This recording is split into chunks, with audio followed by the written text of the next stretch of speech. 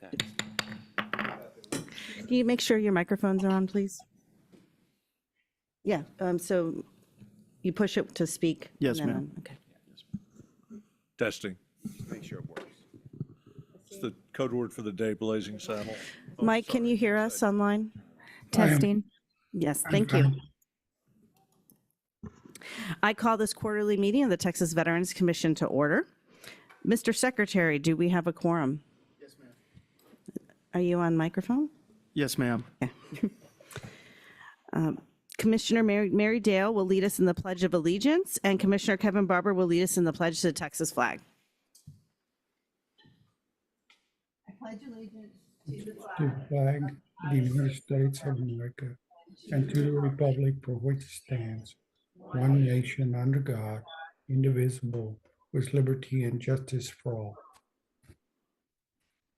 Under the Texas flag, I pledge allegiance to Texas, one state under God, one and indivisible.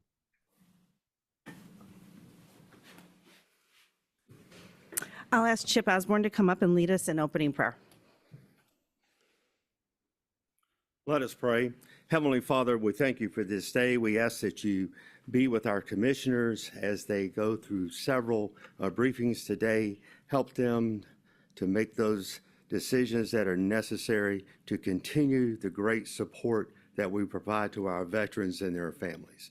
Now, Father, we especially pray for all of our military personnel that are currently serving overseas and abroad. We ask for special protection for them, and we also ask for your guiding hands to continue to support the families that are left behind here. In the name of the Father, Son, and the Holy Spirit, amen. Amen. Thank you, Chip.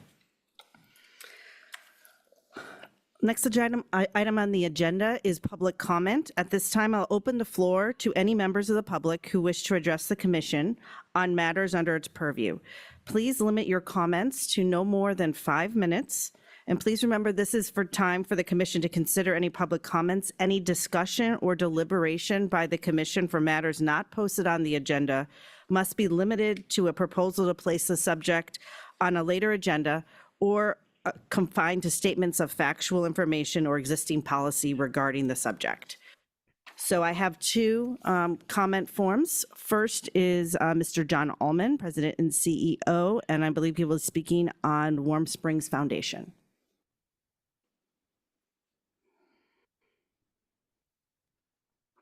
Testing.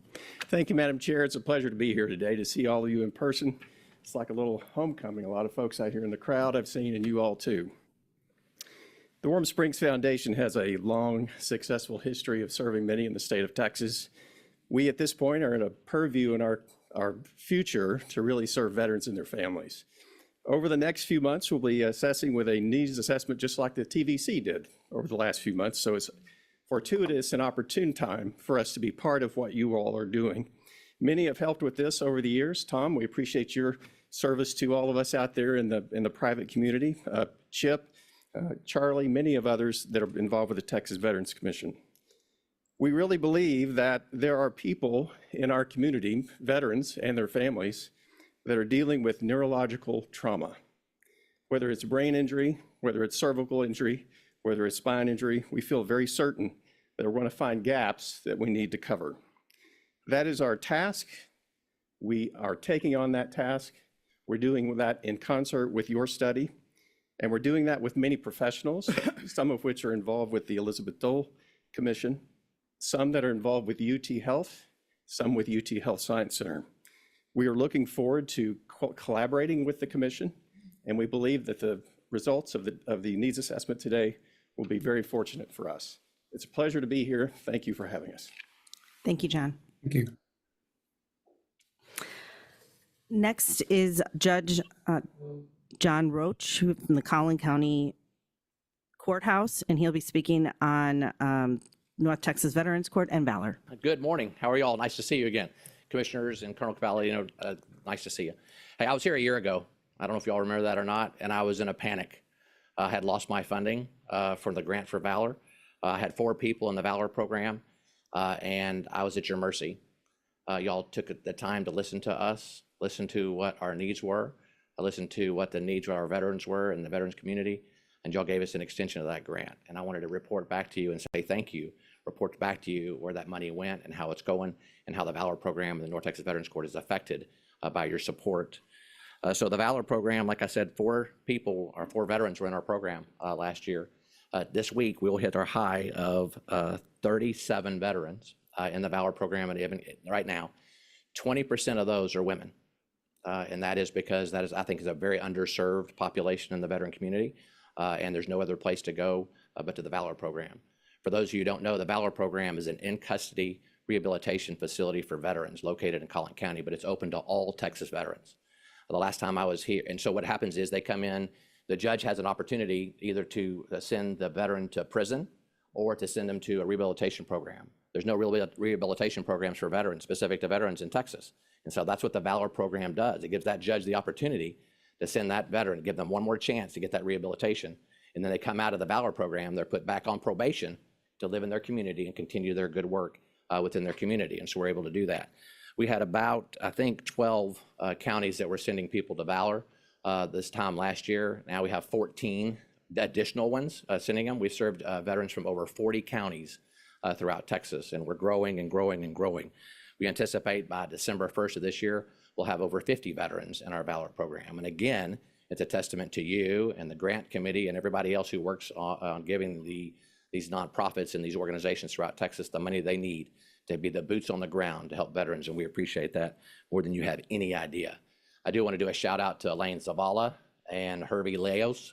They work tirelessly with us, or we tire them out, one of the two, because of what they do on a day-to-day basis to meet our needs and to administer our grants. And so I wanted to update you on that. Also, too, with regard to the Valor Program, we're working with the Collin County Sheriff's Office. He started an equine therapy program at the facility for Valor specifically on his own. And so we're really, really excited about that. We got approved for a couple acres out on the property of the jail. And so those Valor participants, those veterans, will get direct equine therapy right from the facility, unlike anything about in the country like it to serve our veterans. In fact, it's gotten attention. Valor has gotten attention from a year ago. Just think about a year ago where we were and compare where we are today. We've been recognized, and we're working with the Department of Justice to be a center of innovation for veterans.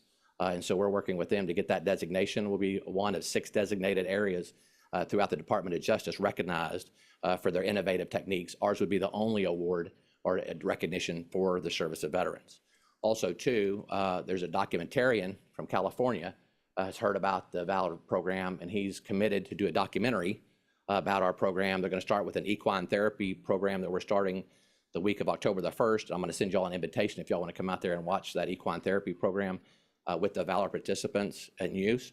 And the documentarians are going to be out there to document it. And so we can continue to be a light throughout the country about how we do things in Texas and how we do things in Texas for our veterans. So also, too, I want to update you on the North Texas Veterans Court. We are the only regional veterans court in the country. We serve 5 counties, 4,280 square miles. If we were a state, we'd be the 49th largest state in the country. And so our staff works tirelessly to help those veterans. We have 150 veterans currently in our court. We are the largest, both geographically and in numbers, veterans court in the state that serve both felony cases and misdemeanor cases. And so your money is going to help those justice-involved veterans day in and day out. So I have 2 asks for you today. The first is that I would ask the commission at some point in time to increase the maximum amount allowed to regional veterans courts. Back before, y'all had a maximum amount of $500,000. That was reduced to $400,000, and I'm not sure exactly why, but it was. And I think it may have been because it's hard to define what a regional veterans court was. If you're serving veterans throughout the region, then are you a regional veterans court or not? But I want to tell you that the Texas statutes say what a regional veterans court is. That is when a commissioner's court designates its county with another county to share in a veterans court. That is a regional veterans court. We have 5 counties that we serve. We're maxed out at $400,000. 75% of our grant funds from the TVC go to personnel, but 25% goes to the veterans. My personnel are contracted. They're contracted because I don't have enough money to pay them the benefits, because I do not want the grant to go completely to personnel. I want to have direct the funds to veterans. Judge, Yes, ma'am. your time has expired. Is there any additional comments you'd like to make Nope, before? I just thank you very much for your time. really Thank for your appreciate you support of our coming out. programs. I appreciate you. Thank you. Do you have a question? But you said you had two asks. Yes, sir. Did you get to both? No, I didn't.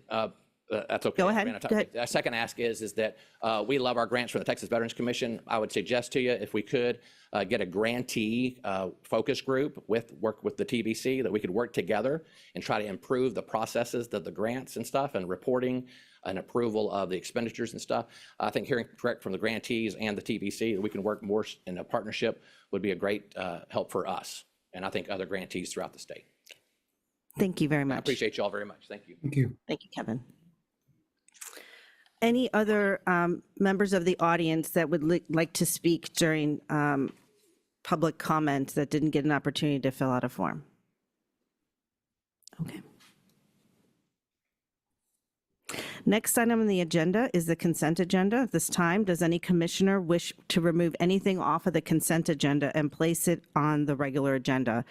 I will be removing item B, which is the acceptance of gifts, because there are no gifts to accept this quarter. Any other items? With that, do I hear a motion to approve the consent agenda? So moved. Do I have a second? Second. All those in favor, please say aye. Aye. Aye. All those opposed? Motion passes. Moving on, next agenda item under presentations is a presentation to the TVC by the Texas Workforce Commission for the We Hire Vets employer recognition. And I'm pleased to invite Texas Workforce Commissioner representing employers and a Marine veteran, Joe Esparza, to the podium. And this is an initiative we share, and we're honored to have you present this to our agency. Good morning, Madam Chairman. Commissioners, thank you for being here. It's an honor to be here present with you today, especially our Marine commissioners. I want to extend a helpful gratitude to your service for the community, for the veterans community, not only here but across the state.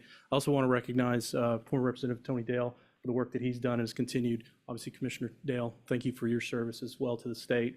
I also want to recognize one of my colleagues, Lieutenant Colonel James Crabtree, whom we served with in Iraq.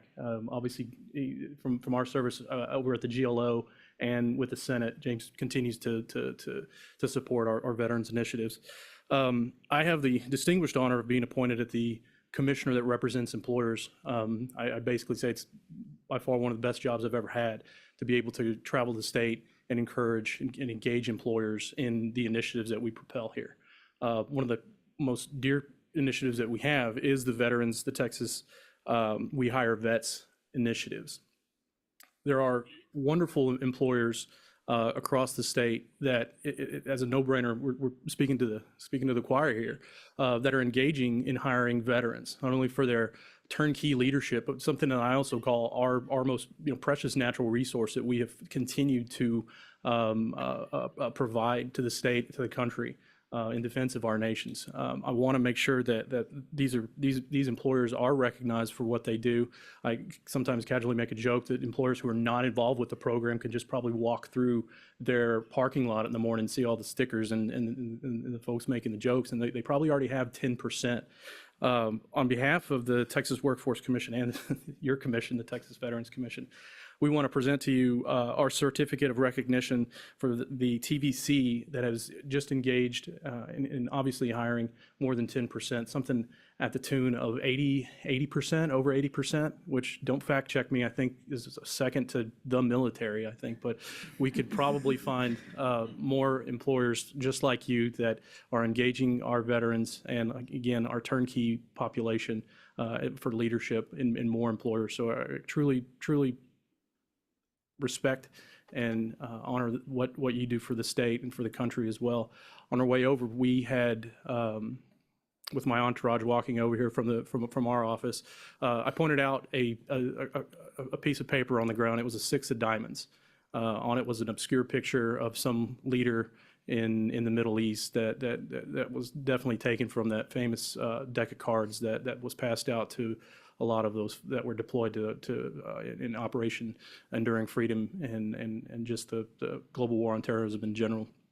These are the small reminders that we still have a lot of work to do. with our veteran population, the ones that were almost out of reach to us as our homeless population of veterans is at what it is. But we are very comforted in knowing that we have your experience and your guidance that is providing resource to the state legislature to push more programs like this and encourage other agencies to get involved in things that y'all have done. So I want to thank you again, and would love to give you all a round of applause for the achievement you've had here. Thank you, and I'm going to invite the commissioners. We're going to come down and take a picture. Thank Okay. you. We just so happened to we have a couple too.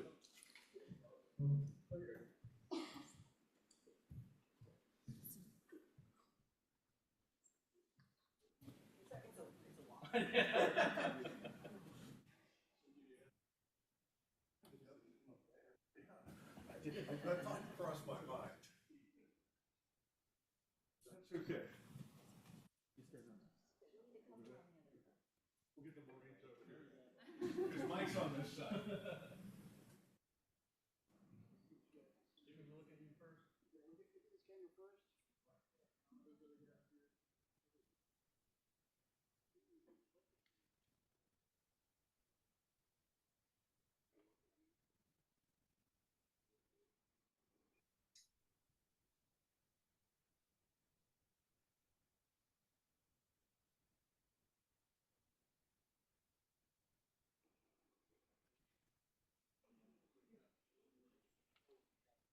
I'm on the road.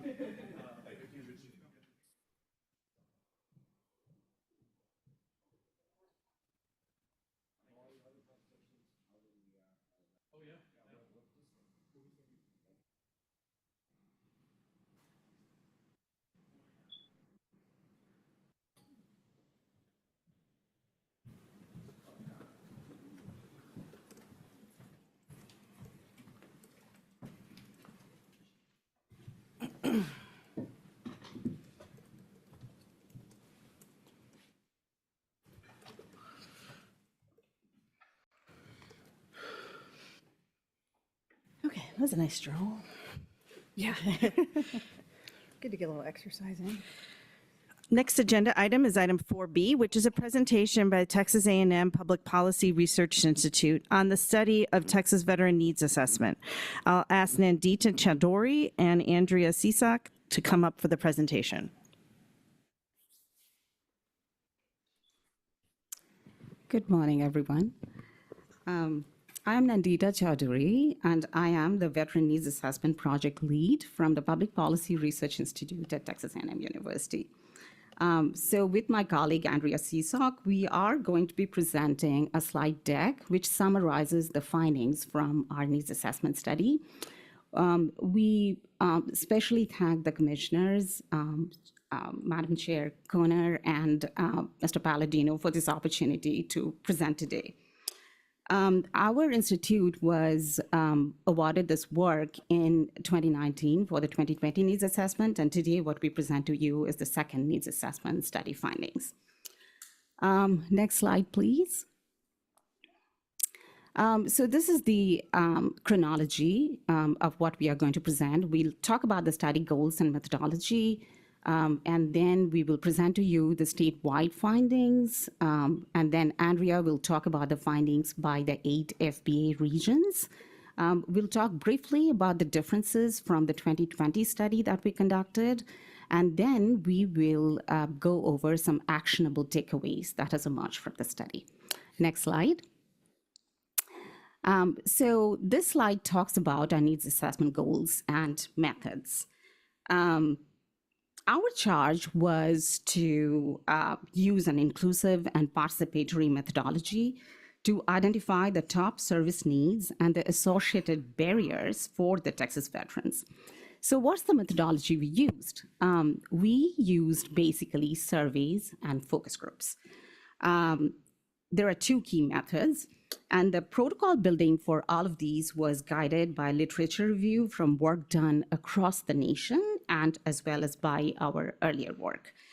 The column in the middle in the slide, it actually shows you our methods.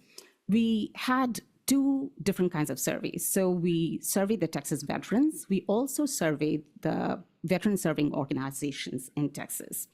And all of these resulted in a huge, robust, and rich data set.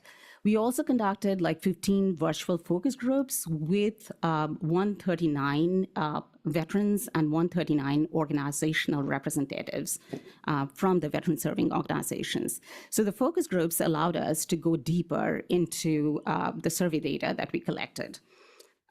We followed a rigorous data triangulation process to look for divergent and convergent data and validate the findings from all the sources.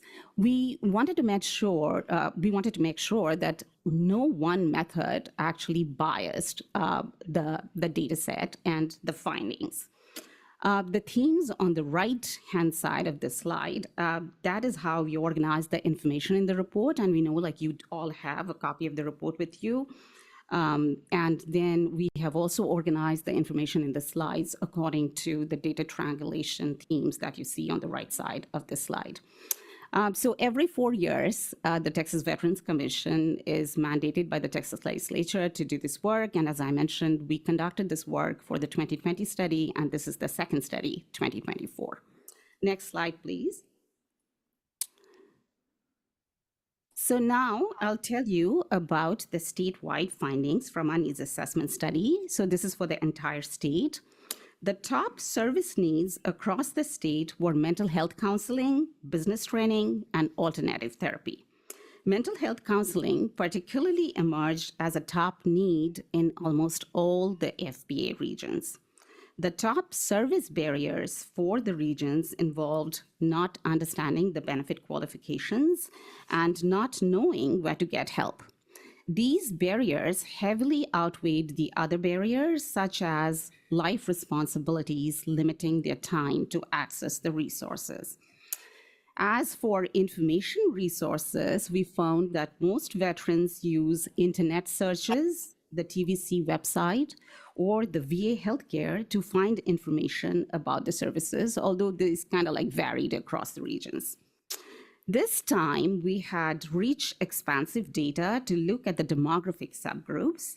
There were some notable groups that were particularly disadvantaged in their access to services. Women veterans, as well as Black and Hispanic veterans, reported higher levels of need than male and white veterans in many of the regions. Additionally, the low-income, unemployed, and veterans with disabilities reported specific needs that were less common with higher-income employed veterans. Lastly, we asked the veteran serving organization members about the FVA grant application process. Most of the organizations actually had not applied for a TVC grant, and most of the organizations that we talked to and that participated in our survey.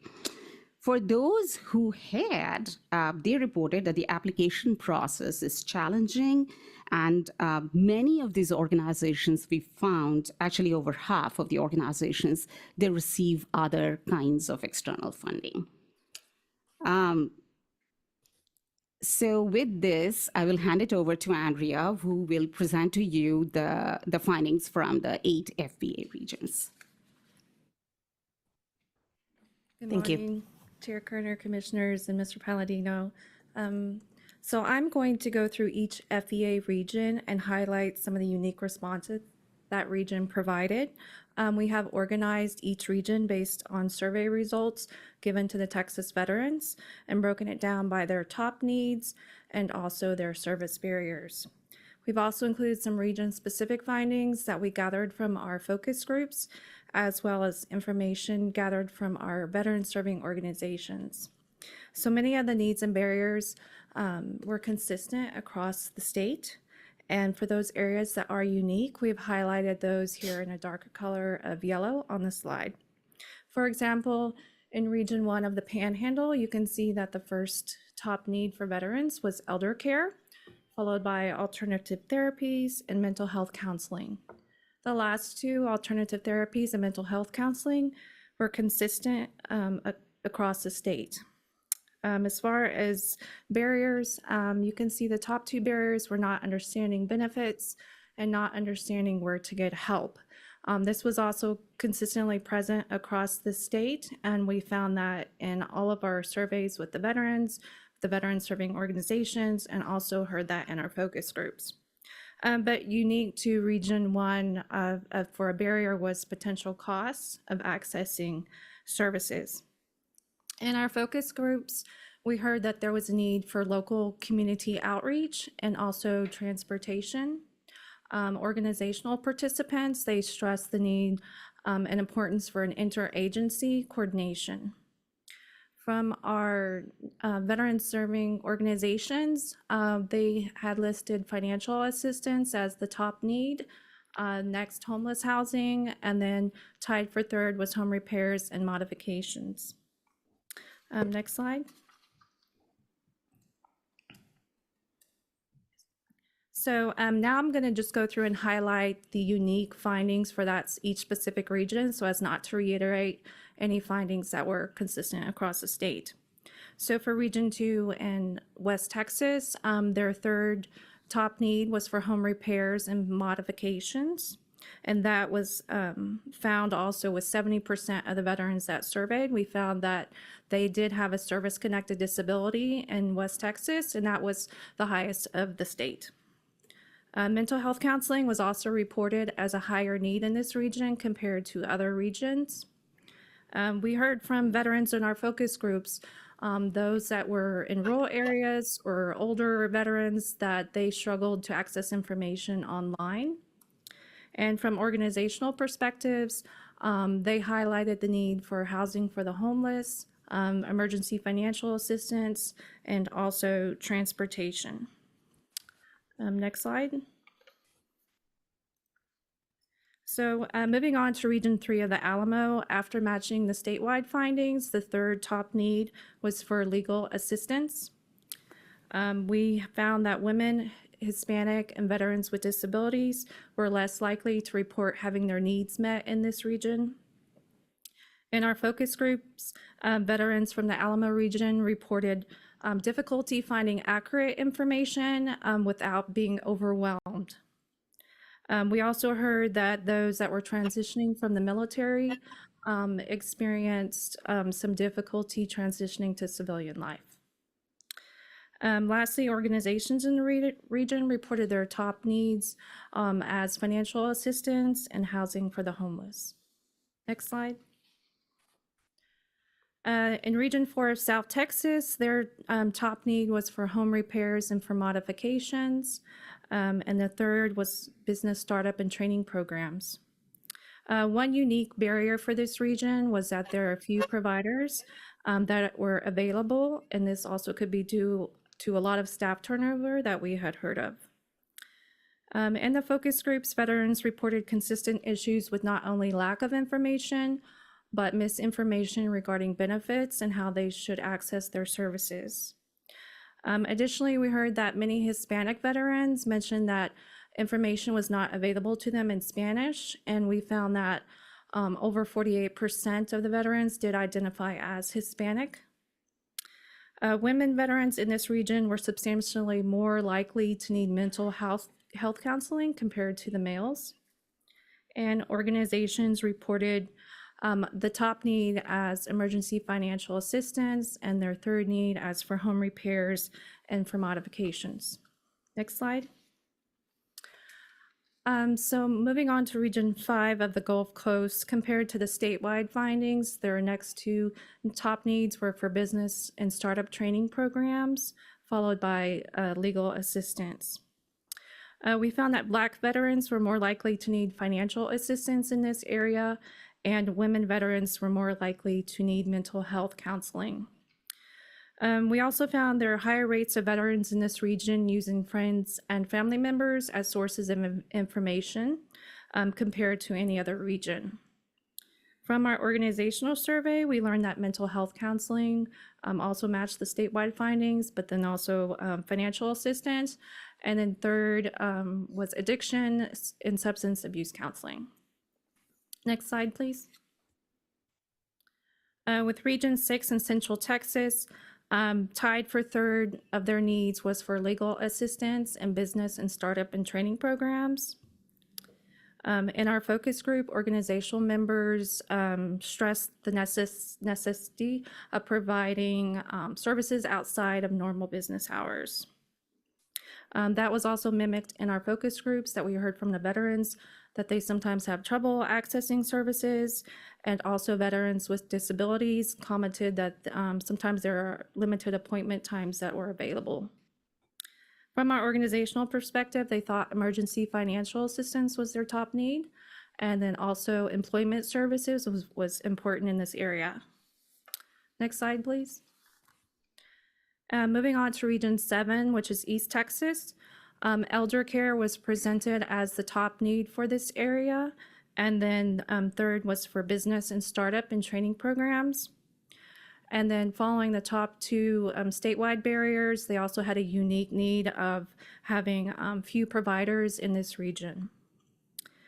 We found that this region did have a higher rate of those that we surveyed over the age of 65. We also heard in our focus groups that veterans commented that in particular this region, they had higher rates of an unwelcoming environment by service providers. We also heard that suggestions of sending a mobile TVC unit to target outreach in those rural areas would be beneficial. And the veteran needs, according to the organizations, included financial assistance and also homeless housing, in particular housing for those waiting mental health treatments. Next slide, please. And lastly, in Region 8 of North Texas, we found this region had a higher need for business and startup training programs compared to anywhere else across the state. And also in this region, specifically Hispanic veterans were more likely to report not knowing where to get help compared to non-Hispanic white respondents. Veterans in these focus group also preferred a preference of face-to-face communication, and in particular, they would like to get that from other veterans on sources of information. Organizational participants in our focus groups, they had commented that perhaps some veterans have had previous negative experiences with service providers, and so that caused them to be reluctant to seek help. And then lastly, organizational members agree that mental health counseling was a top need, followed by emergency financial assistance, and housing for the homeless was very important. Thank you. Next, Nancy. So you just heard about like all the top needs and the service barriers from across all the 8 FBA regions. So now this slide talks about the notable differences from the 2020 study. So there were a few notable differences, broad differences between the 2020 study and what we just presented to you. As for service needs, employment services and short-term financial assistance decreased, except for the disadvantaged groups. So this disadvantaged groups still are having this need, but for the other veterans, this is not a need anymore. Healthcare support is still the key need area, but from within healthcare support, mental health counseling and integrative therapies, they were highly reported this time. As for service barrier, as you can see, lack of knowledge, it still remains as the top barrier, lack of knowledge about like where to get help. So that is still the top barrier. And there were some slight changes in the sources of information used by the veterans to look for services. Internet searches and social media use increased, as well as the use of the TVC website. But there are still concerns about the effectiveness of the website and the navigability of the website in finding specific information. Next slide, please. And this is our very last slide. Next slide. Yes. So this is our final slide. These are key takeaways that emerge from the findings. But these need to be navigated cautiously because, as we know, the landscape of needs, it's an ever-changing and evolving landscape. The very first takeaway here is about considering healthcare support as a priority. Similar to 2020, I just told you that healthcare support remains the most recurrent need area across all the FPA regions. Mental health care, integrative therapies, especially emerged as the key service area. The next takeaway is about addressing veteran rehabilitation. And this undoubtedly calls for innovative and inclusive financial empowerment practices and partnerships to address veteran homelessness and basic living needs. Veteran housing assistance, as you heard from Andrea, it came up in almost every region, mostly cited by the organizations. The next takeaway here is about creatively diversifying outreach and marketing. Lack of awareness and knowledge regarding available services, how to access the services, the benefits qualification, and eligibility requirements. These emerge as key service barriers across all the data collection methods that we had. So this calls for, again, creative marketing by using not only like traditional methods of, but also community connections and modern methods of communication so that it's accessible and information is accessible to all the veterans. Next is ensuring service quality and consistency. The findings actually highlight the importance of seeing or seeking feedback from the Texas veterans to identify the poor performing providers and the regions. And for this, there is a need for systematic monitoring and review of service quality that can ensure proper healthcare navigation support for especially the poorly served funds for veteran assistance regions. Next is the need to uphold service equity. The disadvantaged veterans, they often reported having less access to many of the resources that are provided. This calls for upholding service equity for them, for the disadvantaged veteran populations. And we think that the future needs assessments, they should go deeper into the needs of the demographic subgroups to inform an appropriate equity action plan for the TVC FVA grants area so that we are addressing systemic challenges at various service access points. And then the next takeaway is about providing adequate transition counseling, pre-separation counseling, and adequate assistance to prepare for the move to civilian life. These are needed for veterans of all ages, even if they're pursuing additional education, they're trying to find a job in the public or the private sector, if they're looking for services or starting their own businesses. The Alamo and South Texas veterans, they were most vocal about the absence of extended military to civilian life transition programs as a key barrier. And what we understood is that this help is needed not only during the pre-separation stage, but also throughout the lifespan for the veterans. And then finally, the takeaway is about conducting data-driven outcome evaluation. So grants are provided. Now, are the grants making a difference? Are the grants working? So TVC needs to conduct a systematic evaluation of the FVA grant application process and the associated benefit outcomes by collecting feedback from the past and the current grantees, but also the veteran serving organizations that have never received a TVC grant. Open-ended feedback from the organizational surveys, and we had a lot actually, we went deeper into it, and all of these suggest that there are unclear expectations, burdensome reporting process, budget inflexibility, changing the requirements mid-grant, inadequate training, rigorous eligibility requirements, and slow reimbursements. So we went deeper to understand like what the hindrances are, and this is what came up from the open-ended responses. So all of these is hindering the Texas veteran serving organizations from seeking funding.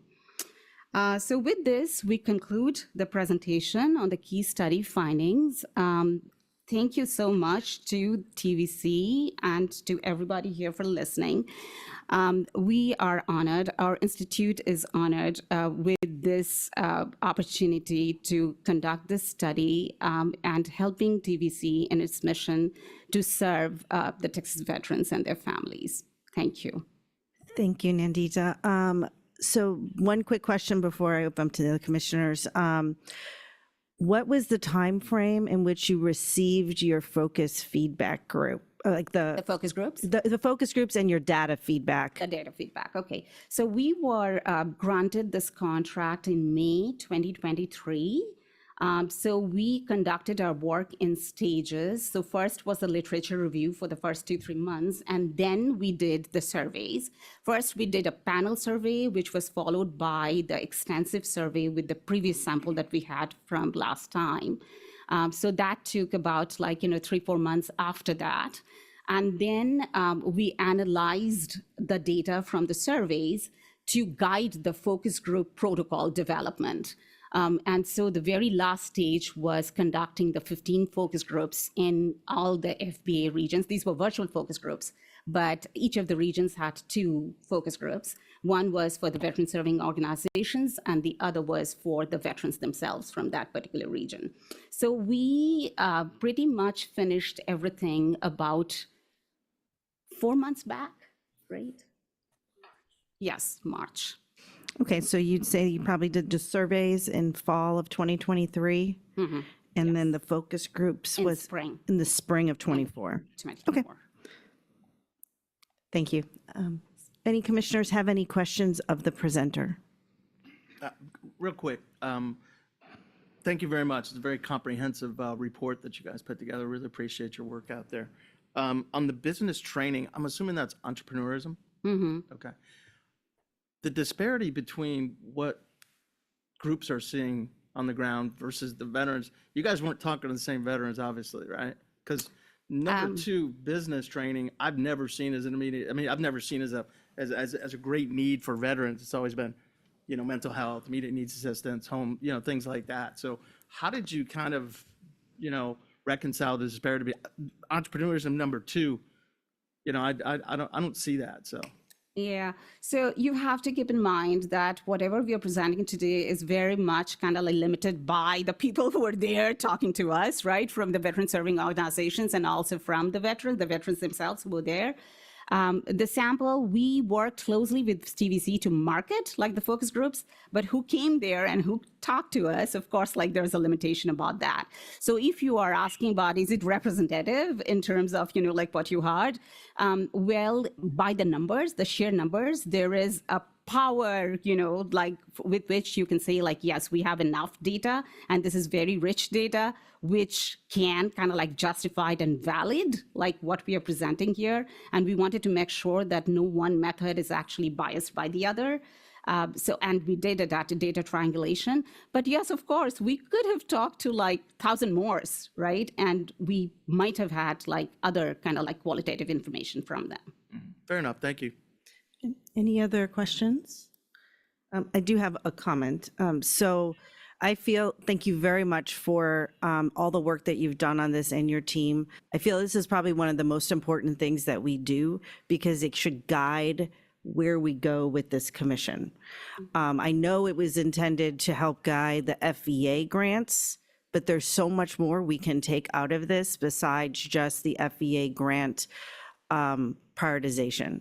So my ask of staff is I would like for you guys to kind of put together a report, just like you kind of have for your audit findings type of stuff, of how we have and will address a lot of these takeaways and other takeaways that you feel are important coming out of here within not just the FVA grant program, but within each program within the TVC. Because I see areas in each of these that are currently being addressed or should be addressed by pretty much every program in the Veterans Commission, whether it be communications or mental health area.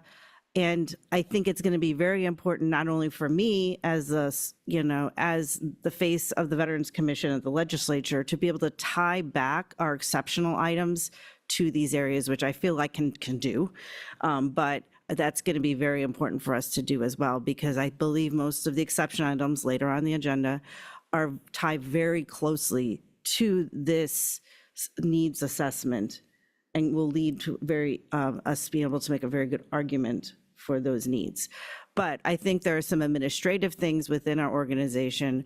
So, whether it make our website available in Spanish or something like that, that we can do to help some of that outreach and some of the areas that may feel like we can make some additional changes on. So I just wanted to bring that up. Mike, did you have any questions or comments? I'm sorry, I don't want to forget about you online. Wanted to give everyone an opportunity to make a comment or have a question.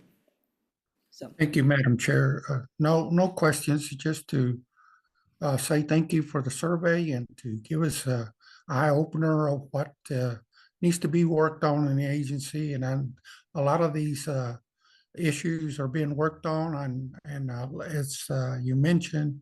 So we thank you very much for the survey, and certainly we'll take it to light to be able to work with our veterans throughout the state. Thank you. thank you, Mike. And Tom, did you have a comment? Yes, Madam Chair. So yes, we will follow your direction and put a report together to address how we address or how we implement solutions to the needs assessment presented in the needs assessment report. And I want to thank Texas A&M, for putting it together for us. It's very comprehensive. And I do want to state that it was one of the documents, one of the data sources that we used when developing our exceptional items. So just as you discussed, how the exceptional items are linked to some of the things in this needs assessment. Yes, we did do it that on purpose, and so they are linked to this and the needs that we found throughout the state. So we are taking action, initially, immediately on that. So thank you very much. Okay, thank you. Any other comments or questions from commissioners? Thank you so much. Thank you once Appreciate again. it. Thank you very much. Okay, moving on to the next agenda item 4C, which is a quarterly presentation from the advisory committees. And I'll be asking the chair of each of the advisory committees to give their report. From what I understand, we do not have a VCSO advisory committee report, so I will move on to the Veteran Services Advisory Committee, Mr. Earl Newsom.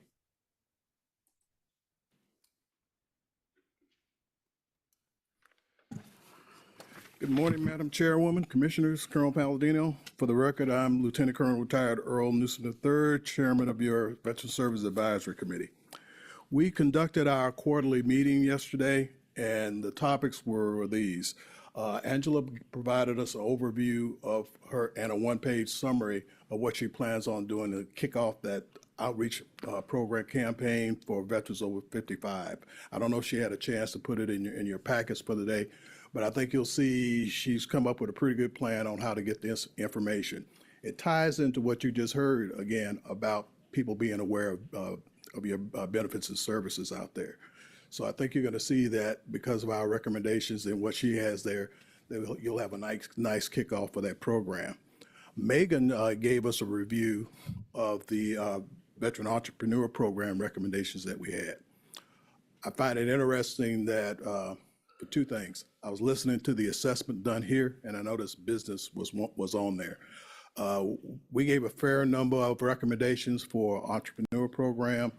Megan agreed with a lot of them. She gave us an oral review. One thing I'll say is that it was several things in there we had with recommendations, and she agreed with them, but said, I can't do it because I don't have the staff or the money right now. When we were in the military, we did manpower surveys to get bodies. In the federal government, I sat on resources committees, and when you were trying to get more staffing in the federal government, you used overtime, you used temporary hires, and I enjoin you to look at Megan's responses to us. It's probably going to take a while with the time to get the minutes up, but as Angela and I were walking out yesterday, she was downloading our session on YouTube. So in a day or two, you ought to be able to see actually what Megan was talking about on there, because we've identified needs as a committee, and it looks like in the field there, you see a parity there with us saying something about it and also the assessment. So there may be some things that you could hit real quick. Temporary hires, I know budget constraints out there. Luckily, you have the university down the road. You may have a thing, internships you could use to help give some of that staff, and you don't want to wear your staff out on overtime and all. So I think, again, those are two programs. The outreach to the over 55 is going to be successful. And I think if you look at those recommendations that we had that Megan agreed with, and I call them unfunded requirements, some other things you may be able to do is focus your staffing on that may help with that assessment that you just had here. Dr. Matthews also gave us a briefing on the Women's Veterans Program, which was very interesting. And she's got a really good program going there. One of the things we identified with awareness, I asked a good doctor, from my experience, I was deputy director for the Center for Minority Veterans at VA for 10 years, and I shared office with the women veterans. You never heard people talking about awareness of benefits and services on the part of the spouses of women veterans.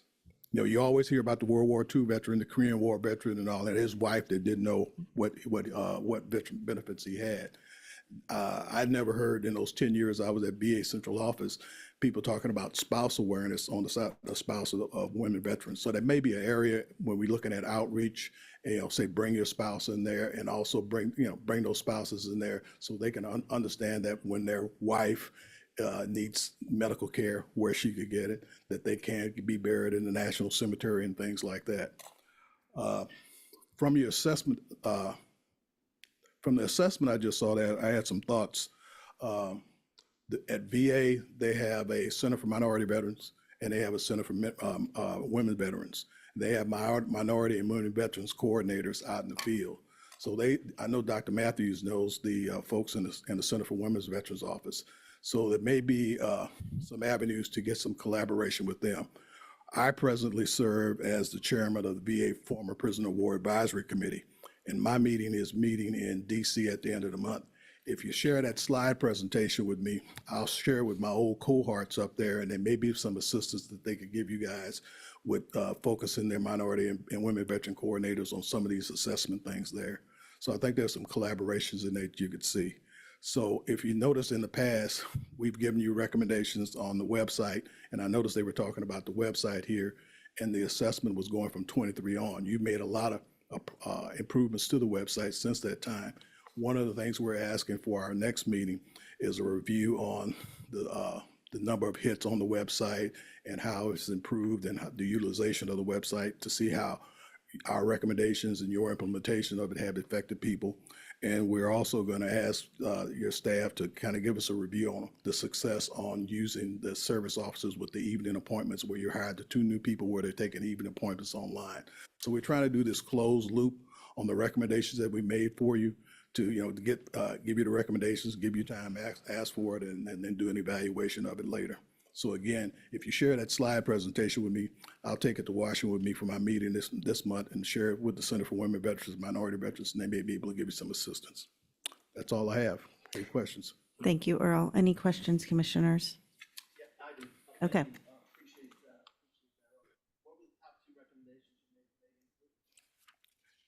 We talked about make a few modifications to the website, and instead of going to your she has them in there.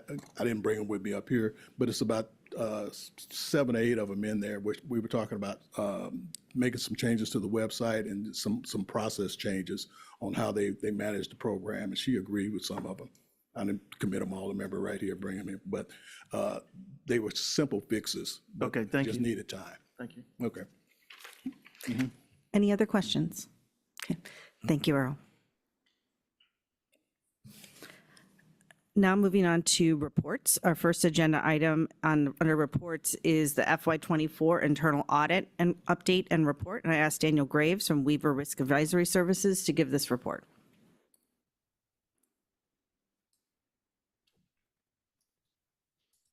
Good morning. Good morning. Do you have to present to you our internal audit report over claims assistance. This was our major report for this year in the internal audit plan. I'm happy to present this report. It was a lot of work and a lot of detail presented. The scope of this report went and covered everything from claim submissions to appeal submissions, policies and procedures, their updates, the review, as well as training of claims benefit advisors. So this was really everything that TVC does to assist those with filing claims and claims appeals. On page 4 of the report is the executive summary.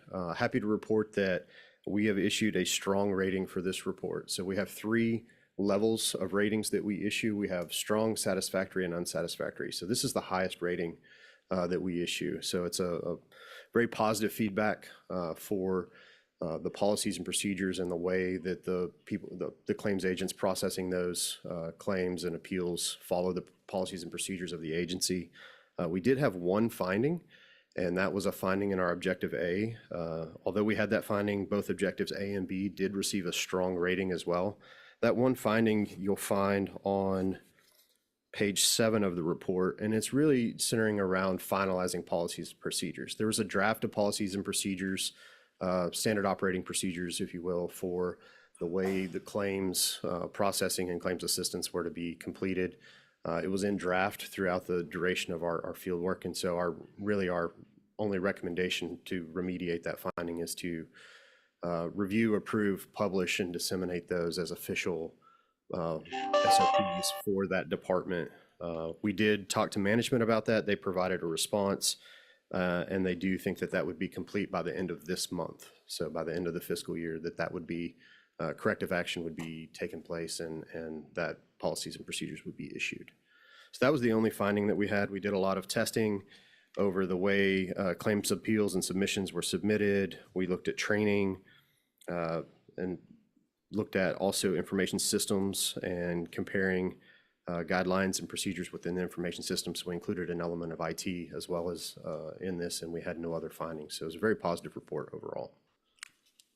The only other status I have for you this year is we do have an annual report. So the Texas Internal Audit Act has an requirement for an annual internal audit report. The guidance for that report came out after we submitted all the materials for this meeting. So that guidance comes from the state auditor's office. It came out the week of August 5th. There's no significant departure. I've reviewed all the requirements from the 2023 requirements, so we'll be preparing that report and providing it. It is due in November to the state auditor's office, the budget office of the governor's office, and the legislative budget board. And so it's a pretty simple report, mostly compliance and disclosure requirements, fraud, waste, how the agency handles fraud, waste, and abuse. It's a pretty standard report, so that'll be fairly easy to complete, and we'll be able to provide that as well. Thank you. I appreciate that. Any questions from commissioners from the presenter? Okay. Thank you very much. Thank you. Next is agenda item 5B, which includes our agency programs and division updates. And I'm going to call on each division director, deputy executive, and the executive director to provide an update to the commission. So first, we'll have the program operations division director, which is Charlie Cato.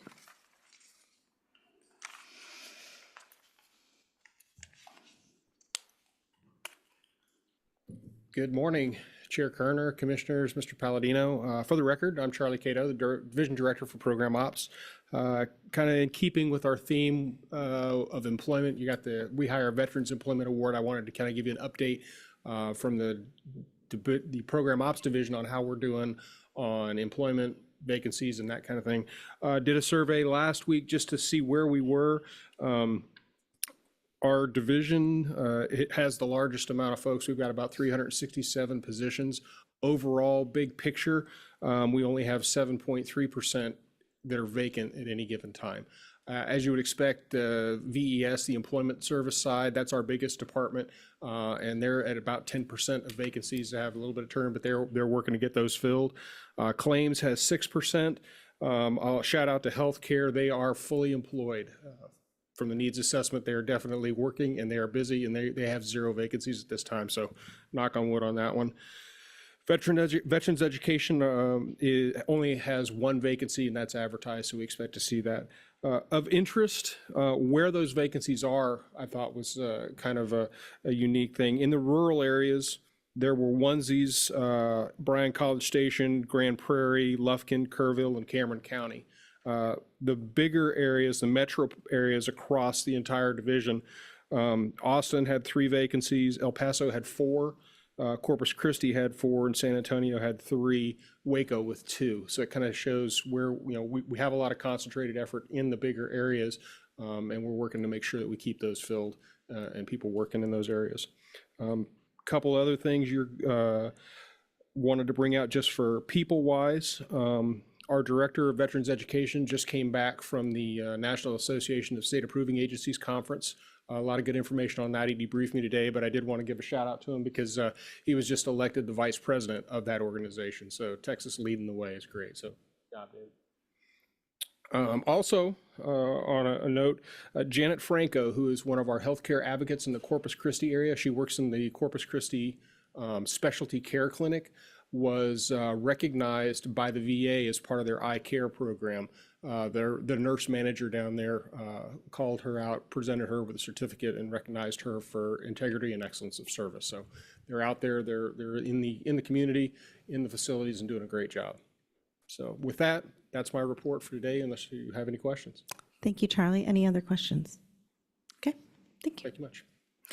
Next, I call up Chip Osborne, Resource Management Division Director. Good morning, Chair Kerner, Commissioners, Mr. Palladino, colleagues, and guests. For the record, my name is Chip Osborne. I'm the Division Director for Resource Management. I have 3 individuals that I wanted to call up to come and to present to you. The first one was Tina Whitus, our HR Director. Unfortunately, before this commission meeting started, there was a family medical emergency and she needed to leave. Okay. We do have her slide deck that everyone can actually see. I do want to say this. Tina was very excited to share it with you because it is our survey. That's a requirement every 2 years that we survey all of our staff. It's called an engagement survey. Has some real good data in it. Unfortunately, I can't pull up the presentation off my system. But she really wanted to go over with you how she's already talked with each director and has set in some strategies in place to talk with each one of these. So I would ask, if you do not mind, for her to come and brief that at the next commission meeting in November. That's fine. Okay. The other 2 I'm going to ask to come up is Megan Tomez from our director for our veteran employment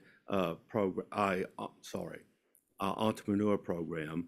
And then I'm going to have Stephanie Robinson come up, our CFO, and brief the 3rd quarter operating budget for FY24. And so I'll ask Megan to come up at this time. Good morning. Commissioner. Good morning. Chair and Mr. Palladino. For the record, my name is Megan Tomez. I am the director of the Veteran Entrepreneur Program. And today with me, come on this side, sorry. I have Miss Nicole Pompey Zettamoyer. She is the owner and CEO of Reese by Nicole. And she came to us through some channels asking for some help. I was researching her business and we found 2. It was the same business. There was only 1 letter difference in the name. And so we went through that process and got it fixed. One of the businesses was closed. We work with a lot of community partners who assist the veterans with completing the filing paperwork. And I don't know how it happened. There was 2 entities that were formed on the same day, but just 1 letter difference. And so that could have caused her a lot of tax headache with the comptroller's office and the Secretary of State. So we went through and we did it, but I wanted to highlight her because she has been featured in People magazine, on CNN. She's had a DBA for about 3 years. And then this year she became an LLC. And I will let you talk about 3. Hi, good morning, y'all. So, yeah, I make wreaths out of real military uniforms. I wanted to make you a bigger one, but the rules wouldn't let me. So I brought this one. But I heard you were a Navy vet, so Thank made you a you. little Navy one. Oh, yeah. So I'm a Marine Corps and Air Force veteran. Think smart, not hard. So I joined the Air Force after 4 years of being a Marine, and now I'm just not just, but I'm a military spouse. My husband's still active duty, and while I was active duty in the Air Force, they were switching over from their ABUs to OCPs, and I was like, what do I do with my uniform? And my mom and I kind of just found a way to make a wreath, and the first one was real ugly, but then after we refined the process, I was just making onesies, twosies for about 6 months, and then I became super viral in December of 2020, like she was saying, and kind of had to learn how to become a business overnight because I wasn't intending on this being a real business. And so with organizations like hers and I've utilized a lot of veteran business assistance, and it's been really, really helpful because I'm not an entrepreneur. I was a musician in the both Marines and the Air Force. So owning a business isn't my shtick, but now it is. And since then, I've made about 2,500 wreaths, and I've shipped to every state and APO, everything. And yeah, I think that's about it. And you can send your own uniforms, or I have a bunch in stock too. So it allows everybody to purchase a wreath if they want one, in different sizes for financial needs too. Wow. Thank you. Thank you so much for having her come. I'm just really, I appreciate us highlighting different businesses and definitely the services that we provide. So thank you so much. I'm sorry, do you have more? I have one more update on just the. Can I interrupt real quick? Yeah. Sorry, Madam Chairwoman. Where did I see you recently? In my Wife's People magazine? My Wife's People magazine? No, that one was in December of 2020. So I saw you recently. Oh, she was recently featured in the newsletter that went out. Yesterday. Yes. Is that what it was? The TVC newsletter. I saw your whole vision. Regardless, congratulations. Great job. You got a lot more going on there. Keep up the good work. Lean on your fellow veterans that have been there. Success leaves a path. So keep going down that. You're doing a great job. You're an inspiration. So keep up the great work.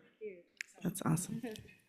One update I just want to give you on the entrepreneur program is that one of the outcomes from the Veterans Committee, we kept getting no's when veterans would ask, how do I upload my documents straight to the website on my initial request? And our website administrator told us, no, there's no way to do it. There's privacy concerns. So we kept finding until we found a yes. And so we've been working directly with Salesforce. And by the end of the month, the veterans will have a way to upload their DD-214 and verifying documents upon their initial request, which will decrease their wait time even further. That'd be wonderful. Thank you. That is it. Can we come up and present this to you? Absolutely. Thank you so much. It'll be a long walk, so I'm sorry. Yeah, thank you. That's beautiful. So wonderful. Oh, I do want a picture. I'm sorry. You gotta walk. Wish I could just.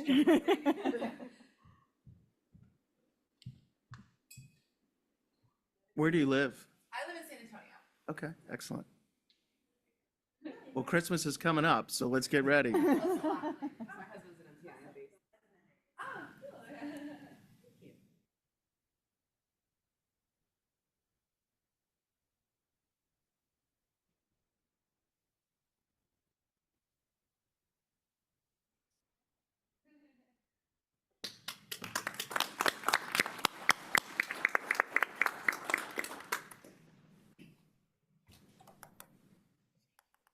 Say something for Megan. So I'll turn this on. There we go. So I just want to thank you very much for your business. You're an example to all our veterans out there who want to start their own business and become an entrepreneur. And I just want to say to Megan that I'm really impressed with you and your staff. You have 5 people, including yourself, and you help thousands of veterans either with their startup business, or, you know, giving them business plans, or linking them up with mentors, or finding funding, and, you know, your consultants. And then also they do double duty with these verification letters, which I know takes a huge amount of your time. And, you know, for the Secretary of State and the comptroller to get exempt from the franchise fees and the taxes. And, you know, you actually came up with a plan to reduce the time it took to do those letters. You know, you went from, I don't know days, but you went from a lot of days to very few days, and with your minimal staff. So you really know how to manage, you lead your team and manage resources. So you're doing a great job, and I appreciate it. Thank you, Tom. Any other comments? Okay, moving on to Stephanie. Good morning, Chair Kerner, Commissioners, Mr. Palladino. For the record, I am Stephanie Robinson, Chief Financial Officer of the Texas Veterans Commission.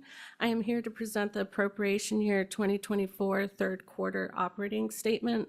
In your folder, you should have two documents: the Appropriation Year 2024 Third Quarter Operating Statement Graphs Brief, for which I will provide a brief summary, and the Informational Third Quarter Operating Statement, which provides the details to support the summary. Beginning with page 1 of the summary, the first chart provides an overview of the operating budget by expense category.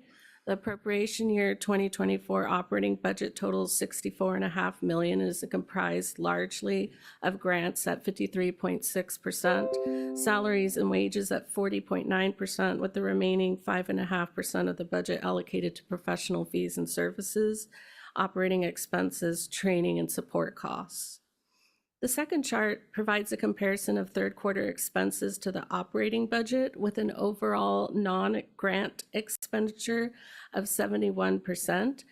As the FPA grants were approved during May's commission meeting, grant expenditures will begin to pick up in the fourth quarter. On page 2, the first chart provides an illustration of the method of finance for the 2024 operating budget, which reflects funds for veterans assistance at 48%, general revenue at 32.2%, and federal funds at 19.4% of the total budget, with other funds at less than 1% of the total budget.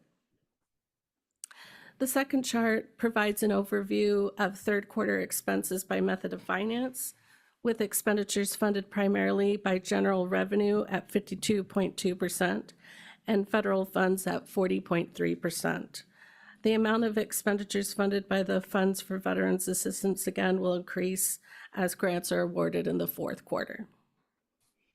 And the last page provides an updated summary of the fiscal year 2024 lottery revenue estimation.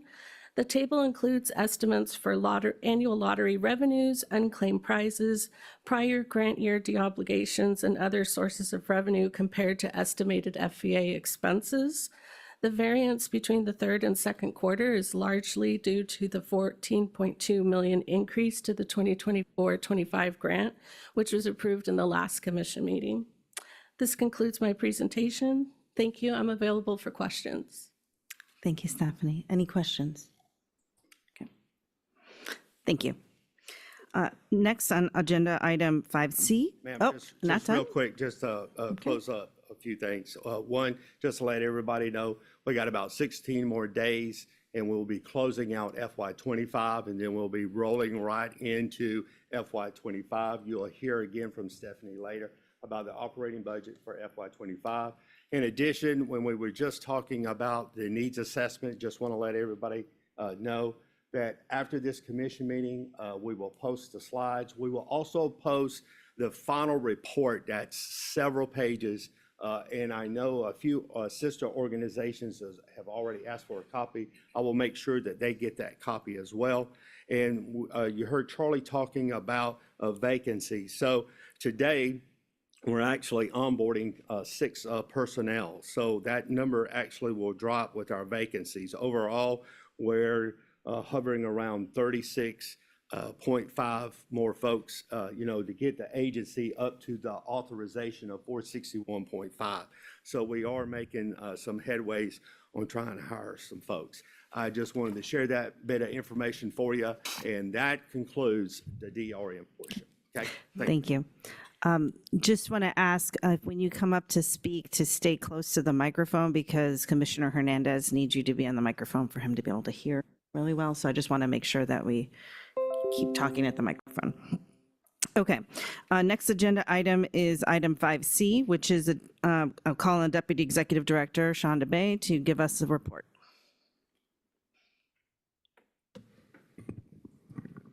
Good morning, Chairwoman, Commissioners, Mr. Palladino. For the record, my name is Sean DeBay, the Deputy Executive Director.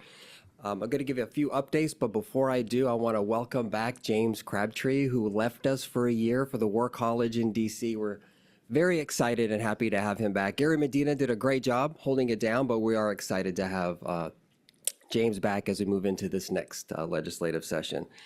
And speaking of government relations, each time I come up here and give you an update over the Texas Coordinating Council for Veteran Services, or better known as TCCVS. August 28th may be the last meeting that the full council has approving the draft report. That's due October 1st. So that's coming up August. So once we get that completed, completed, we'll definitely provide a copy for the commissioners to look at. The House Defense and Veteran Affairs Committee is having an interim hearing on August 20th. We are having 3 people that are supposed to be testifying. First, Dr. Blake Harris, the Director of Veterans Mental Health Department, will be testifying on Veteran Suicide Prevention Campaign and Military Cultural Competency Training. Elaine Zavala, the Director for Funds for Veterans Assistance, will be testifying on the Service Dog Program. And then Angela Wellner, the Director of Communications and Outreach, will be testifying on identification and support of Texas veterans. Moving on to the Women Veterans Program.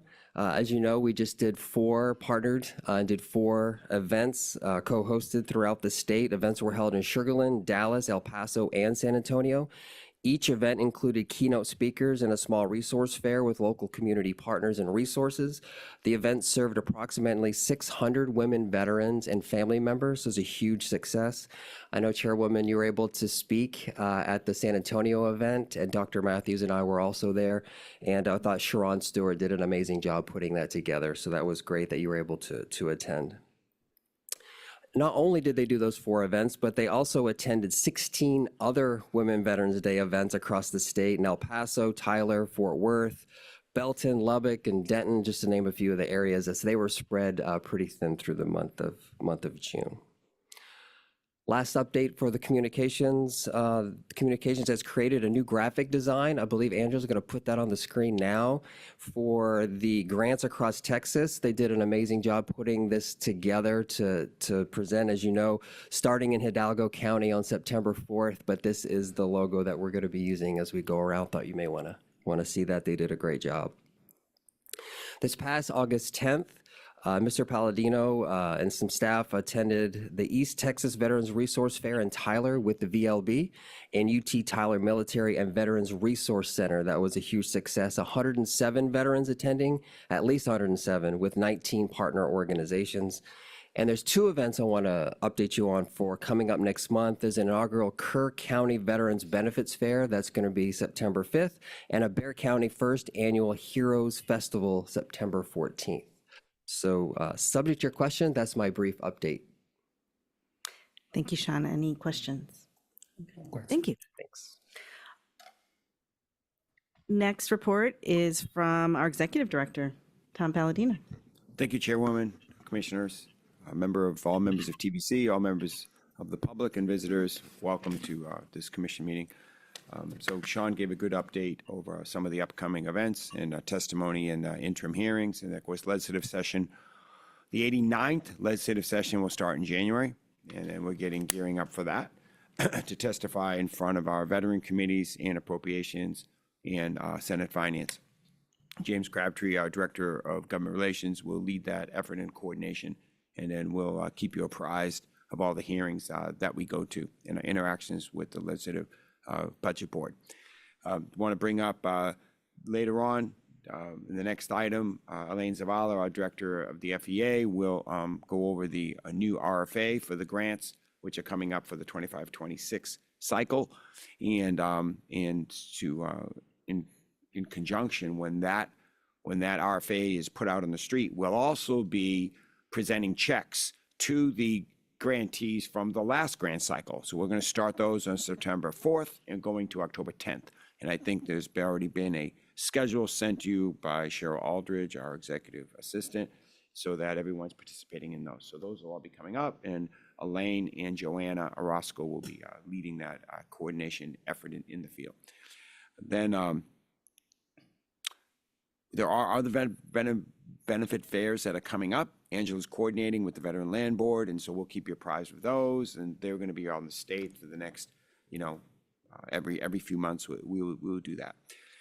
The Stephanie Robinson was on a brief the operating budget coming up when we do considerations for the fiscal year, appropriation year 25, which is the second half of this biennial budget. So just as a reminder, the legislature passed in the 88th legislative session the General Appropriation Act, which put in there the raises, for the staff, and as well as different appropriations throughout the agency for each of the programs. And then this is the second half. This is we do an operating budget, how we spend that money in 24 and in 25. And then additionally, she'll begin the briefing on the LAR process, and the LAR is due to the LBB. The final drop date is September 6th. Initially, we were slotted to give it to them on the 16th of August. However, it is not complete as of yet. So I'm going to ask the commission to come back and meet in 2 weeks on August 29th in order to approve the final LAR. And then we'll still have time. Stephanie has already informed the LBB that we'll turn it in after that date, which is still before the September 6th deadline. So I just wanted to bring that up. Today, I think she'll cover the exceptional items, which is the additional items that we ask off of the base budget. I already talked about the needs assessment and how we're incorporating those in our exceptional items, and we'll have a report on that. And we did want to mention, Chip brought up the employment engagement survey that Tina Whitus was going to report, but she'll do it in November. But I did want to mention, it is in your folder. It is under reports, but we got really high marks. Anything over like a 350 is high. We were at 404, and the last few times we've been over 400. And so most of the areas in there, we are over 400. I mean, so we have really, really, improved our engagement with employees, to have a positive working environment. So I appreciate everybody out there that has contributed to that. I think that some of the things that were on there that needed, more attention to is pay and benefits.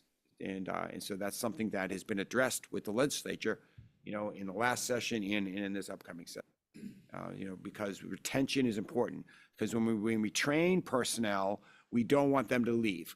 We want to keep our turnover rate low because those are valuable employees. Just like in the military, right? We train them and we want to keep them.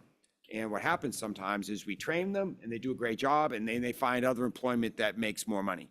And so we're trying to, balance that. So. I need to make a phone call. Oh, yes. Are you done? I'm done. Awesome. Sorry about that. I have a family emergency I need to make a phone call on. But I think this is a good time for us to take a 5-10 minute break.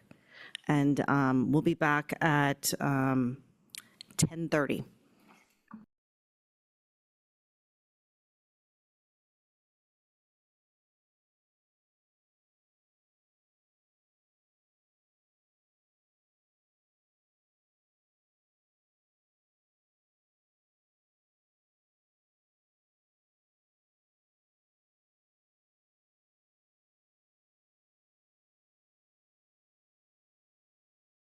Be reconvening our meeting.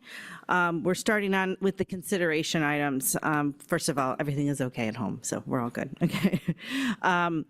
Agenda item 6A, which is action regarding City of El Paso's amendment request to increase their FAA grant. And I'm going to call Elaine Zavala up as the Director of Funds for Veteran Assistance to present. Good morning, Commissioner Palladino, Mr. Palladino, the public. For the record, my name is Elaine Zavala, and I'm the Director of the Funds for Veterans Assistance Program. I'm presenting this agenda item regarding a request from the City of El Paso Mass Transit Department called Sun Metro.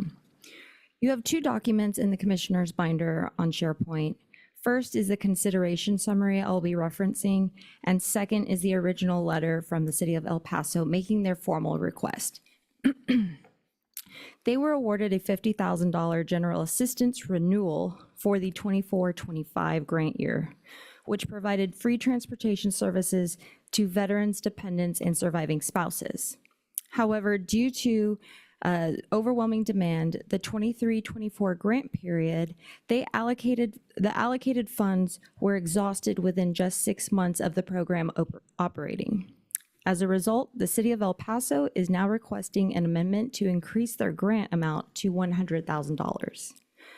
This additional funding would help sustain transportation services for a full 12-month period, preventing any service disruptions and ensuring ongoing support for veterans and their families within the El Paso community. To give you some context, the City of El Paso fully utilized that $50,000 by February of 2024. They served 723 beneficiaries. This significantly exceeded their initial performance goal, which was 200 veterans, dependents, and surviving spouses. They achieved 361% over their original goal. Given this high demand, the city will work with the FVA to increase their performance goal that will better align with the additional funding, if approved. This amendment, the City of El Paso will have the opportunity to serve even more veterans and their families if the amendment is approved. Financially, the current Fund for Veterans Assistance budget can accommodate the requested $50,000. And legally, this amendment requires your approval because it involves an increase in the grant award, which cannot be authorized by the Executive Director alone. So in conclusion, the Fund for Veterans Assistance recommends that the Commission approve the City of El Paso's request for an additional $50,000 in grant funding for the 24-25 grant renewal. This concludes my presentation, pending any questions you may have. Thank you, Elaine. Any questions? I have a question for Chip. He's coming. Okay. Chip, would this additional grant funding be possible this year, for this coming year? Yes, sir. Yes, sir. There is no issue within the FEA program. We've not seen a decrement of the revenue that is coming from the Texas Lottery Commission, as well as Parks and Wildlife in Texas Department of Public Safety. So, sir, we are good with money. Thank you very much. Yes, sir. Any other questions? Yes. Okay. And I'm trying to. Who's the question for? Is it for Elaine or? I'm going to guess it's for Elaine. It may be drilling a little bit deeper. Okay. I am assuming that, and I guess I'm trying to figure out how we're awarding to a veteran the ability to ride for free. And he's riding for free, but it seems like we're paying for it. Correct. So the City of El Paso Sun Metro Department is providing free bus passes. And so the veteran and the family, whoever is the client that's applying for the service, they have to provide them eligibility documentation, verifying the military status, and then the bus pass is either picked up by the veteran or family member or mailed directly to them. And they have to reapply if they would like to, or I'm sorry, they would have to notify the City of El Paso if they would like another bus pass, say the next month. Oh, so they're done monthly? Correct. Okay. And so the same veteran or family member can be served multiple times within the grant period, but according to our numbers, 723 veterans and family members were unduplicated and recorded within that grant. So they could have provided more services than the actual clients recorded. Any other questions? Do I hear a motion to approve an amendment to increase the grant year 2024-2025 City of El Paso's transportation grant by the amount of $50,000 for a total of $100,000? So moved. So moved. Okay, we have a motion by Commissioner Barber and a second by Commissioner Hernandez. Any discussion? Okay. All those in favor, please say aye. Aye. Aye. Any opposed, say nay. The motion passes. Thank you. Next agenda item is agenda item 6B, which is action regarding the proposed amendments to Title 40 Texas Administrative Code, Chapter 461. And I'm going to call upon Charlie Cato, Division Director of Program Operations, to present this agenda item. Good morning again, Chair Kerner, Commissioners, Mr. Palladino. For the record, I am Charlie Cato, the Division Director for Program Operations, here to present to you these proposed amendments to rules of the Texas Administrative Code, Chapter 461. First off, I'm going to try to make this very, very simple, but these are just administrative changes. In the first portion, Subchapter A, which is the subchapter on Hazelwood, there is a section of definitions in that section, and the definition for initial entry training does not contain the new service, the Space Force. So we are just adding Space Force in that portion so it covers their initial training in the Hazelwood section. The second one is within subchapter B, and it is in the Veterans Education Excellence and Recognition Award section. We discovered that we had a bad citation number back to the education code, so it's just changing that citation number to correct it. Those are the two administrative changes that we are proposing. Should you accept these changes, if they're approved, these will be posted to the Texas Register for public comment. And then once we have that public comment, we'll come back in a future commission meeting and ask for you to adopt those or not to adopt those. Pending any questions, that's all I have. Thank you very much. Commissioners, are there any questions? Hearing no questions, do I hear a motion to approve the proposed amendments to Title 40 Texas Administrative Code, Chapter 461? So moved. Do I have a second? Second. Any discussion? All those in favor, please say aye. Aye. Aye. Any opposed? Motion is approved. Okay, thank you.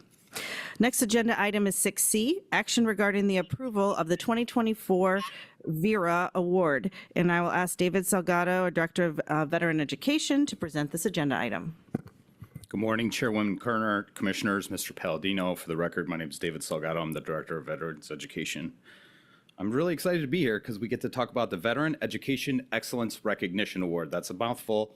We just call it VERA.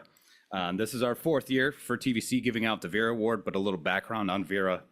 It was established by the legislature to recognize public universities, colleges that provide excellence in education and related services, which significantly contribute to the academic success of student veterans and military-connected students. Institutions of higher education are graded on and evaluated on 12 criteria that highlight the various education and ancillary services offered by an institution, and which contribute greatly to the overall success of veteran students and their families. Mental health services, veteran-specific policies, veteran service centers, and other education-specific resources offered by those institutions are just a few of the 12 elements scored for the award. TVC provides 3 levels of recognition, gold, silver, and bronze, to highlight the depth and breadth of services provided to veteran students and their families. This year, we had 25 VERA applicants, an increase from last year, where we had 21. And you should have a document in your packet showing those 25 applicants.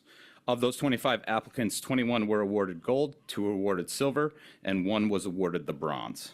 There was 1 institution that didn't receive enough points to be granted an award, although they did work to support veterans and their families. A majority of their service were not directly through that institution. They used third parties to fill those gaps. Just like last year, we plan to present these awards during the year, and obviously I'll work through my chain of command to make sure you guys are invited to help celebrate with those institutions. Barring any questions, I submit the VERA recommendations to the commission for consideration. Thank you, David. Yes, ma'am. Thank you, David. Any questions? Do I hear a motion to approve the 2024 Veteran Education Excellence Recognition Awards? So moved. Okay, I have a motion from Commissioner Dale and a second from Commissioner Hernandez. Any discussion? All those in favor, please say aye. Aye. Aye. Commissioner, okay. Any opposed? Say nay. Okay. Motion has passed. Next agenda item is agenda item 6D, which is action regarding approval of the 2024 TVC Advisory Committee's evaluation and recommendations. And I'm going to call on Shonda Bay, our Deputy Executive Director, to give this report. Thank you, Chairwoman, Commissioners, Mr. Palladino. For the record, my name is Sean DeBay, the Deputy Executive Director, and I'll be giving you the information regarding the Advisory Committee Evaluation Report. There should just be one item in your folder, and that is the report and recommendations.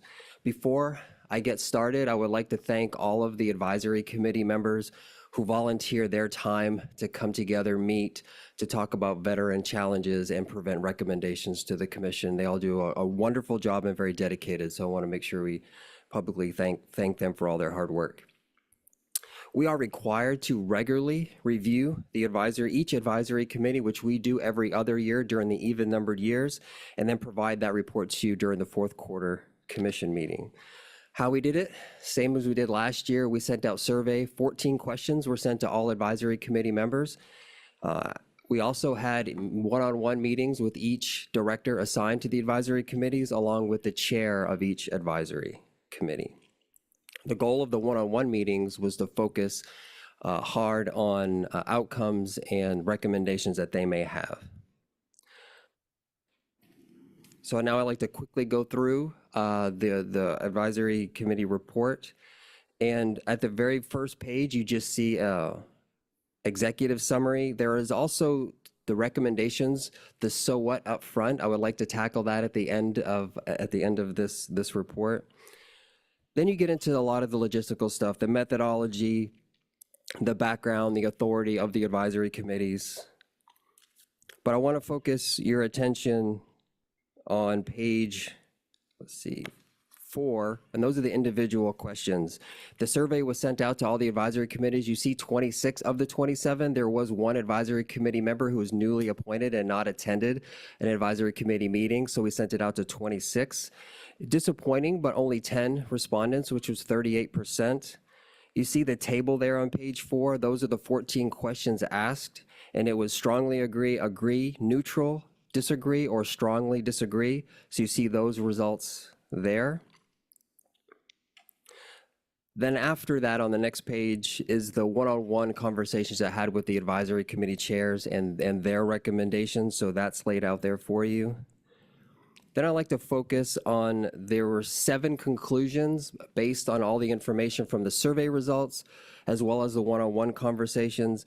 The first conclusion was processes and procedures. I feel like after all those conversations and the information gathered, the operating portion of each of the advisory committees is going very, very well. So that was really good to hear. Second conclusion is what I mentioned earlier, only 10 respondents to the survey, which is only 38%. So that was disappointing. Conclusion 3 focused on Veteran Services Advisory Committee and the Veteran County Service Officer Advisory Committee. And there are no policy recommendations. So when they come up here to brief, there are no policy recommendations, but there are operational recommendations that they've made. Conclusion 4 talks about the amount of hours spent for the staff for each of the advisory committee meetings leading up to, during the meeting, and after the meeting, 32 to about 50 hours per meeting. And then there's the bullets there that kind of show the things that they go through. Then conclusion 5, 6, and 7 are specific to those advisory committees.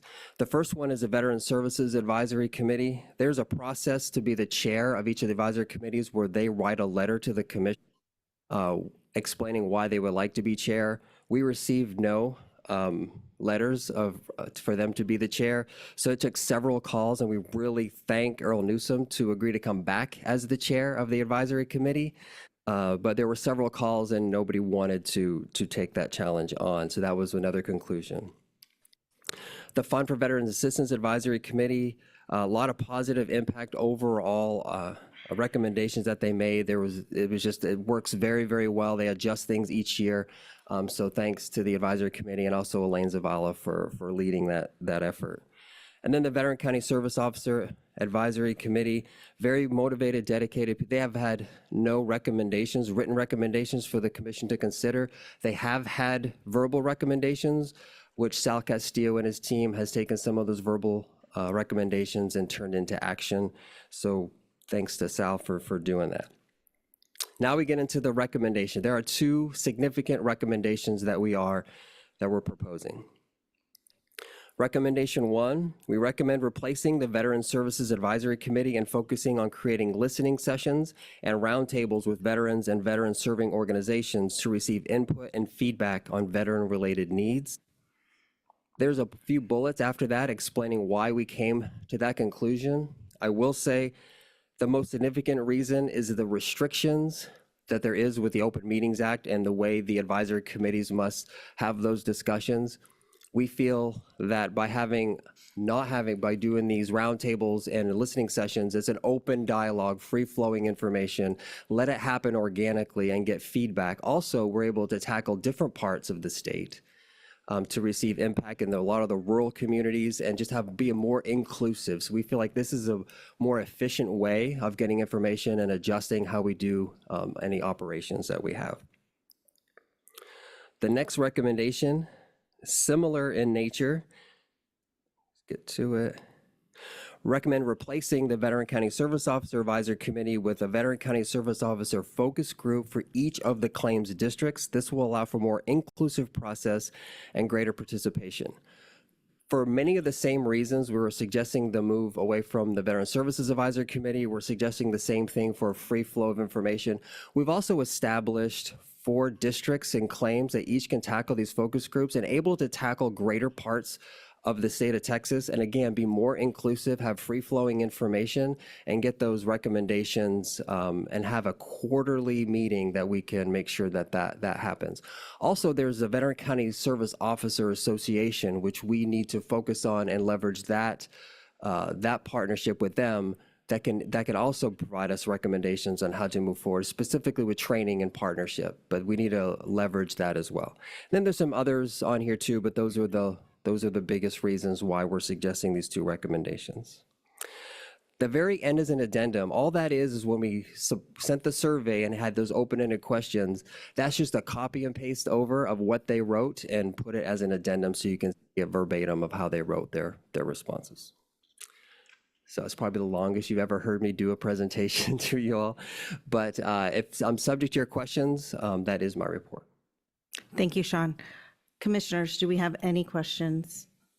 Okay, Commissioner Wright. I have one, and it's especially with FVA, which is a committee of 9 people. So it's a lot of people to manage in a meeting that you're trying to run efficiently. I'm not 100% certain the logic might not be the right word, but the reasoning why we've decided as a commission to select their chair instead of letting them do it. And I'll kind of throw that out there for whoever wants to comment on it.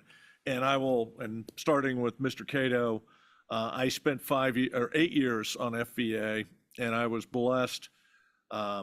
Most of those years, Carrie Rayna led it. She has now termed out, so she can't do it. But I was very impressed with her leadership style because she made sure that everyone on the committee had a voice. Or if they had something to contribute, we weren't going to proceed until they had. I was kind of at a loss to why would we take that away from the committee members who have a better feel for how those meetings are going to run. Because that's, again, a large committee, and it seemed to have been managed very, very well. So Commissioner Wright, are you addressing a specific recommendation in this presentation? Or are you requesting that we review that at a future agenda?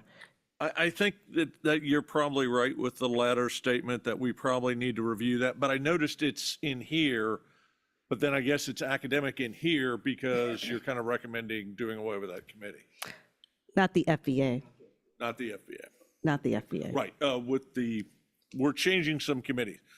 But if that's a standard overall practice, then good a time to need to talk about it, I guess. Okay, it's not on the agenda, unfortunately, so we will address that if you want. If you'd like to request that for a future agenda item, we will add that. Any questions on the recommendations being made by staff today? Okay, thank you very much, Sean. Do I hear a motion to approve the 2024 Advisory Committee's evaluation and recommendations? So move. Do I have a second? Any discussion? Okay, hearing no discussion, all those in favor, please say aye. Aye. Aye. Those opposed, say nay. Motion is approved. Thank you. Next agenda item is 6E, which will action regarding the approval of the Fund for Veterans Assistance 2025-2026 request for application. And I'll ask Elaine Zavala, our Director of Fund for Veterans Assistance, to present this item. Good morning again, Chair, Commissioners, Mr. Palladino. For the record, Elaine Zavala, Director of the Fund for Veterans Assistance Department. So I'm here to present the agenda item regarding the upcoming 2025-2026 grant cycle for the Texas Veterans Commission's Fund for Veterans Assistance Program. In the Commissioner's binder, you will see the consideration summary outlining changes to the RFA and other documents that I will be referencing. The RFA and its associated documents are provided there in the binder for your reference as well. So as you know, the FVA grant program is vital in supporting nonprofit organizations, local governments, and veteran service organizations that provide direct services to Texas veterans, their dependents, and surviving spouses. To ensure that the program continues to operate effectively and is in alignment with our TVC mission, we annually review and revise the request for application and those associated governing documents. These revisions are essential to meet the evolving needs of our veterans and to ensure that our grants process remains transparent, efficient, and changes with organizational needs. Today, I'm seeking the Commission's approval for the proposed 2025-2026 request for application and those governing documents. To give you an overview, several key updates have been made to these documents. These include adjusting the 25-26 grant period from 12 months to 14 months. This will better align the grant cycle with the agency's fiscal year to improve accuracy and performance reporting to the legislature. We've also made changes to clarify service category titles and services. We've removed certain restrictions to expand client eligibility and increased funding limits to better match the actual needs of our veterans. So for example, applications for local programs have been increased from 300,000 to 400,000, and statewide applications, along with applications from our Housing for Texas Heroes program, Veterans Mental Health, and we also included regional veteran treatment courts. They can now apply for $600,000 from the original limits of $400,000 and $500,000. Additionally, we've added more information on the grant renewals process to provide more transparency in that section. These revisions not only enhance the flexibility and efficiency of our grants process, but also ensures that the funding we provide is better aligned with the needs of the veterans we serve.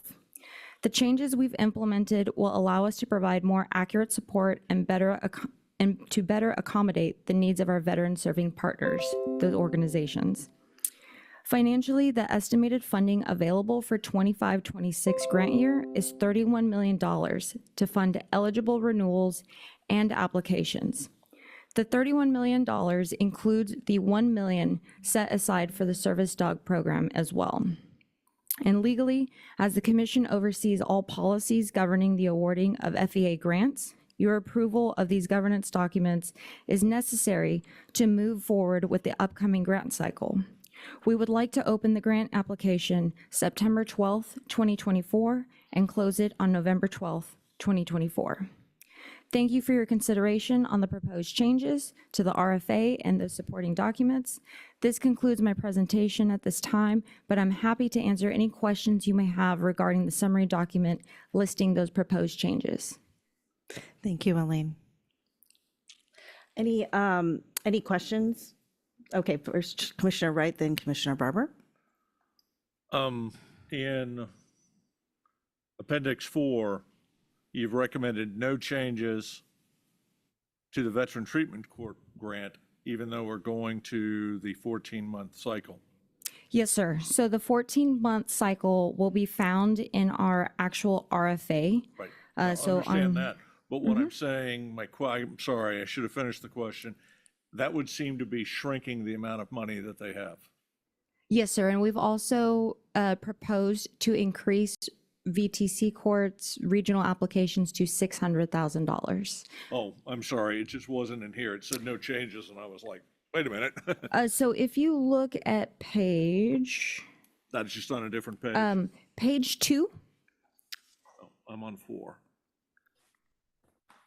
So physical page 2 of the PDF, and then it's in our RFA.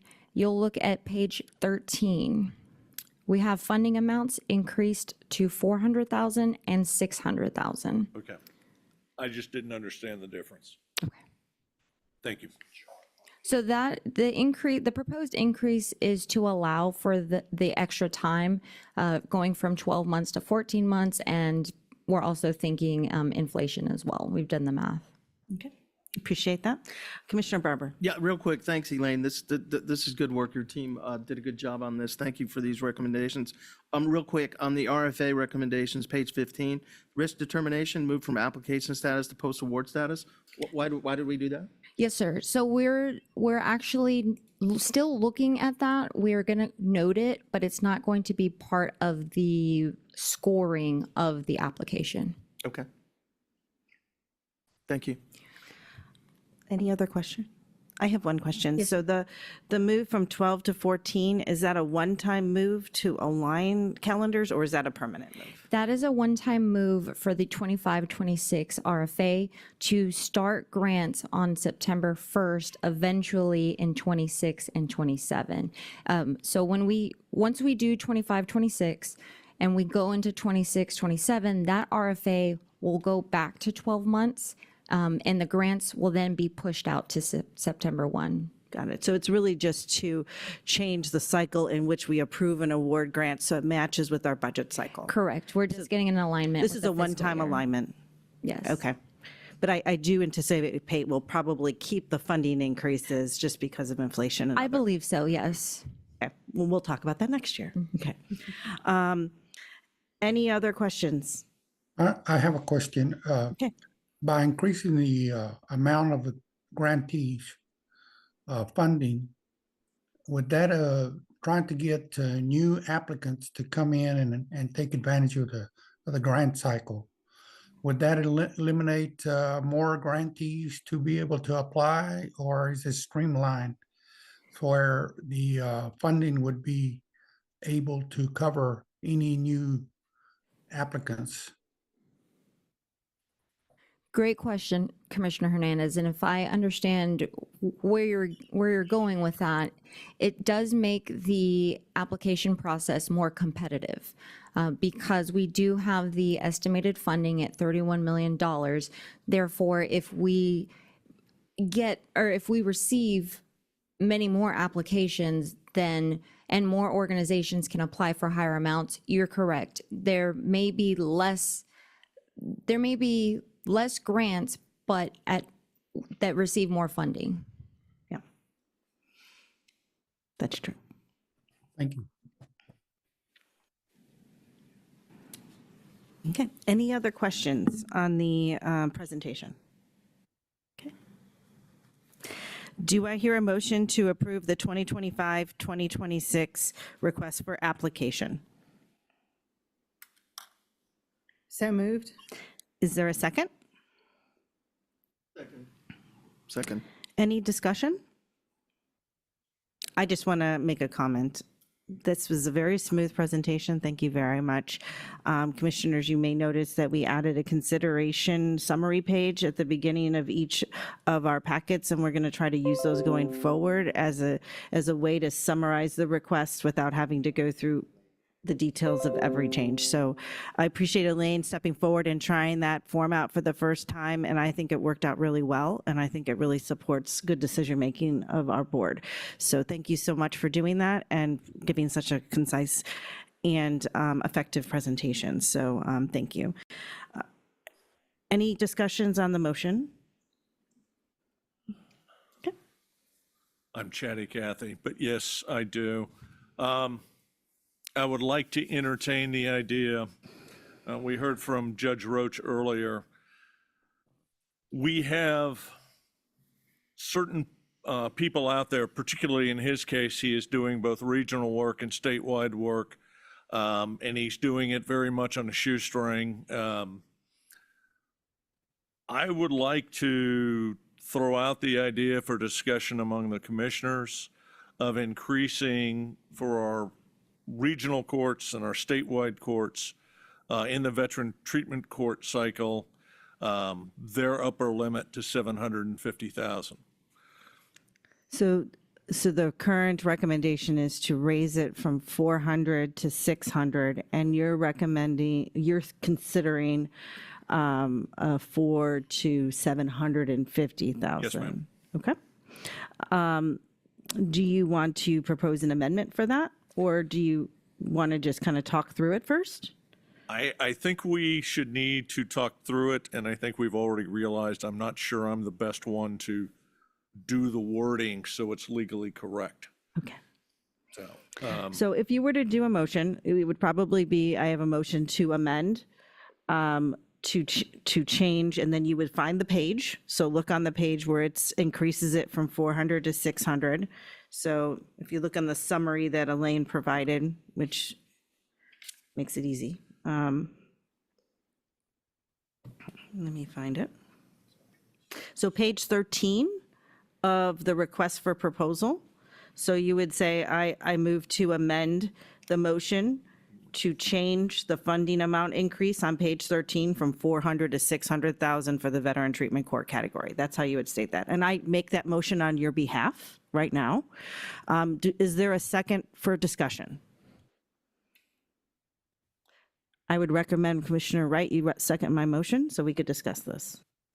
I'll second it then. Okay. Okay, so now we have a motion on the table to amend page 13 of the RFA, increasing the funding amount from 400,000 to 750,000 by 600,000 for the veteran treatment court. That is the motion, that the amendment that we are discussing. Commissioner Wright, would you like to speak on your amendment on the reasoning why? So the logic to this is that we have one court that is effectively running 5 courts in that part of the state. It is a huge service. By pure happenstance, I happened to talk to the sheriff of Rockwall County, which is one of the courts, and every time I meet somebody who is in the judicial process, they rave about the work that's being done and the difference that it's making to veterans. And that's really kind of where it comes down to. I obviously have a small personal bias as I'm up that way. I have a huge amount of respect for John Roach, but quite frankly, I have a huge amount of respect for all of our veteran treatment court judges. And it is a bit of a passion of mine, so, but I really do. I've seen it in Denton County, I've seen it in Tarrant County, where we are truly turning around veterans' lives who are potentially going down a bad rabbit hole. And what's interesting, if I can throw this in as we go back to our assessments, this is the first time we've done an assessment where so often legal needs have come up as a very important issue. Now, granted, I realize this is a little bit different. We're talking about arguing about breaking an apartment contract or something more on the civil side as opposed to something on the criminal side, but it's going to all apply. and I just think it's important. I know for a fact that Judge Roach is running on a skeletal budget, believe it or not, even though he does get a lot of money from us, he gets money from elsewhere. And part of what I'm talking about is pushing the envelope. We have considered veteran treatment courts by county instead of by numbers of veterans served. So that's kind of the rationale for all of it. Okay. And I will defer to the rest of the commissioners. Commissioners, any other comments on the motion?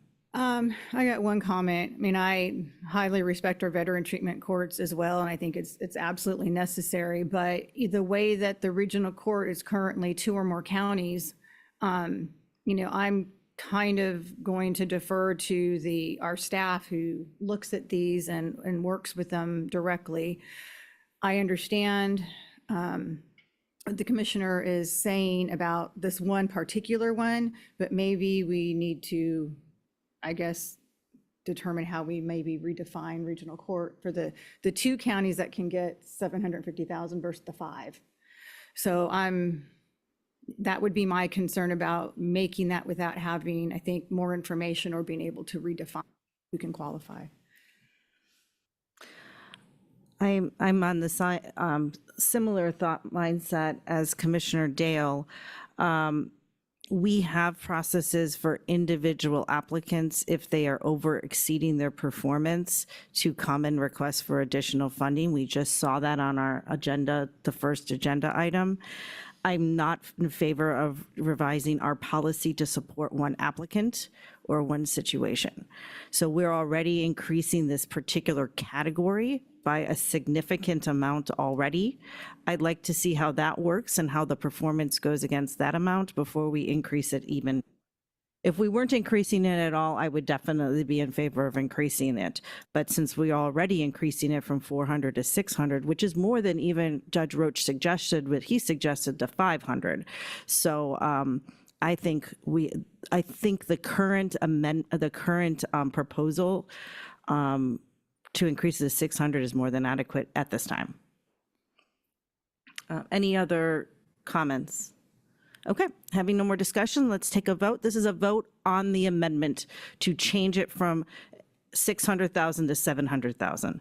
All those in favor, please, 750, thank you. All those in favor, please say aye. Aye. All those opposed say nay. Nay. Nay? Aye. The motion fails. So now we're back to the main motion, which was the original motion to approve the request for a proposal as presented. Any further discussion on this? Okay. All those in favor, please say aye. Aye. Aye. All those opposed say nay. Okay. Motion passes. Thank you, everyone.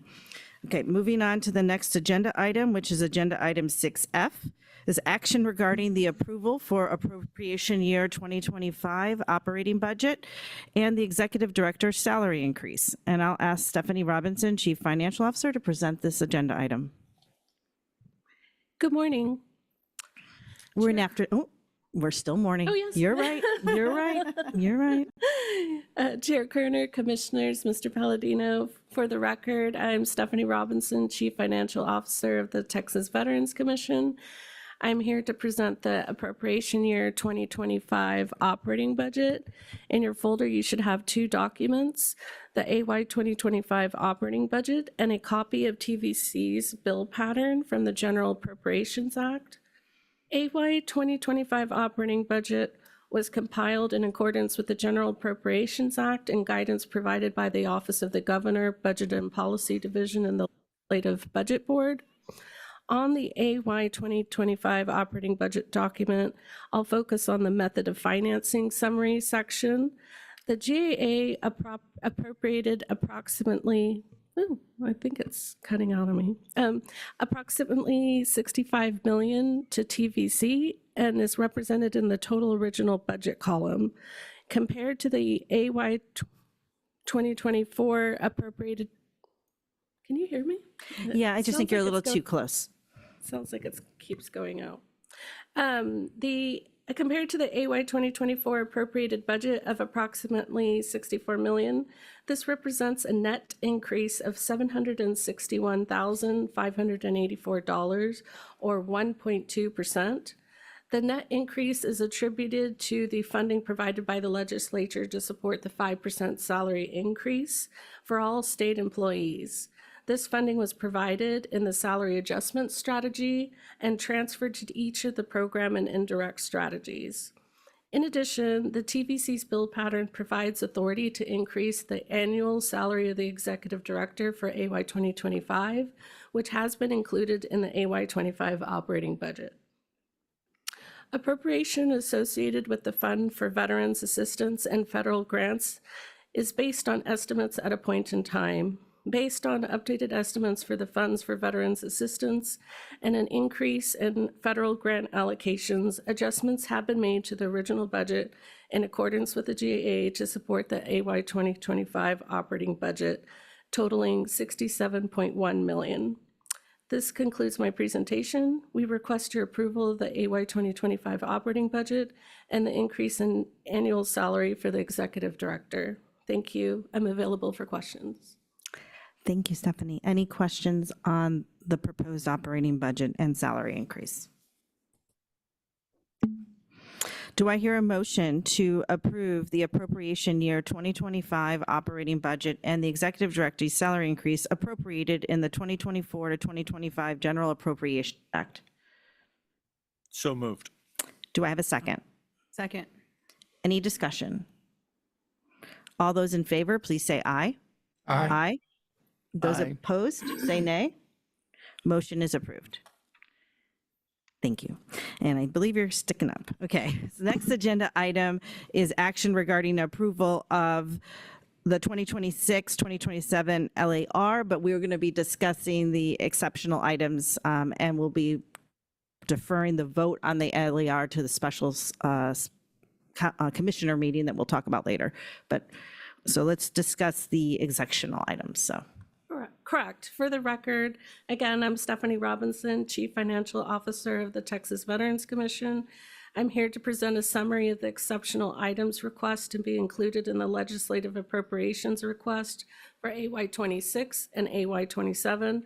In your folder, you should have 3 documents: the LAR 26-27 EIR summary, for which I will provide a brief summary on, and 2 justification documents regarding a specific exceptional items request that we'll review as background information for reference. So beginning on page 1 of the LAR EIR summary, we provide an overview of the 5 exceptional item requests in the recommended priority order that we request approval on today. We've provided the cost by each year of the biennium. Within a biennial cost, the total cost is $18.4 million approximately, with an increase in 44 FTEs for the biennium. On the second page, we provide the same information, but with a description of each exceptional item request, and I'll review each of the items briefly. So our first recommended exceptional item request is an increase in agency operations to support current and future veteran population. We're requesting an additional 35 FTEs in agency operations to support the needs of the ongoing growth of the veteran population, as Texas leads the country in veteran population, as it is home to 1.5 million veterans. The agency is requesting an additional 9 FTEs to support veteran claim submissions, 4 FTEs to provide employment services to veterans' families, 8 FTEs to support healthcare advocacy, 4 FTEs to support veteran entrepreneurs through the process of opening a business, 2 FTEs to support communications and veteran outreach, and 8 FTEs to support agency business and information technology operations. In addition, this exceptional item request includes additional funding to support existing indirect administration salaries and other operating costs. Item 2 is requesting 8 additional FTEs to support the veterans' mental health, which includes veteran suicide prevention, veteran homelessness, peer support services, justice-involved veterans, and the specific needs of rural veterans via rural and community faith-based coordinators. This additional support will assist in ensuring access to competent mental health services for service members and veterans and their families across Texas. And item number 3 is our support services database exceptional item, which requests funding to obtain a data management and engagement system to assist in reaching transitioning service members and veterans with resources available to them. With the largest state veteran population at over 1.5 million, Texas has an outsized responsibility to advocate and provide superior services for our veterans, their families, and survivors. And the total cost of that exceptional item is roughly $3.8 million and includes 1 additional FTE. And then on the final page, we have our last 2 exceptional item requests. Priority order number 4 is agency retention equity adjustments. The agency continues to lose staff to the private sector, federal, local, and other state agency. The agency is requesting funding to raise salaries up to the state average for all classifications when compared to other state agencies to better retain qualified and skilled employees. And the biennial cost for that exceptional item request is $2.8 million. Item number 5 is our data center services exceptional item request at $1.2 million for the biennium. The agency is requesting additional capital budget authority and funding to support the data center services capital project. The request is in line with the FY26-27 forecast the agency has provided to the Department of Information Resources, and the data center service allows the agency to outsource management of technology infrastructure services while receiving the benefit of an aggregated volume discount by sharing technology services while in turn receiving the best in breed technology services from competitively procured industry-leading vendors.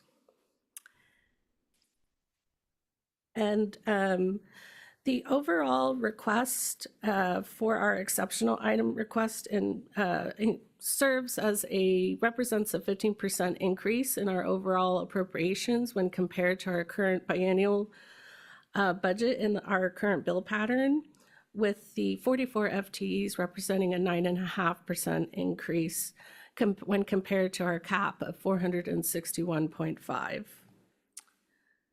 The final draft of the LER is scheduled to be briefed to the Executive Director on August 26th.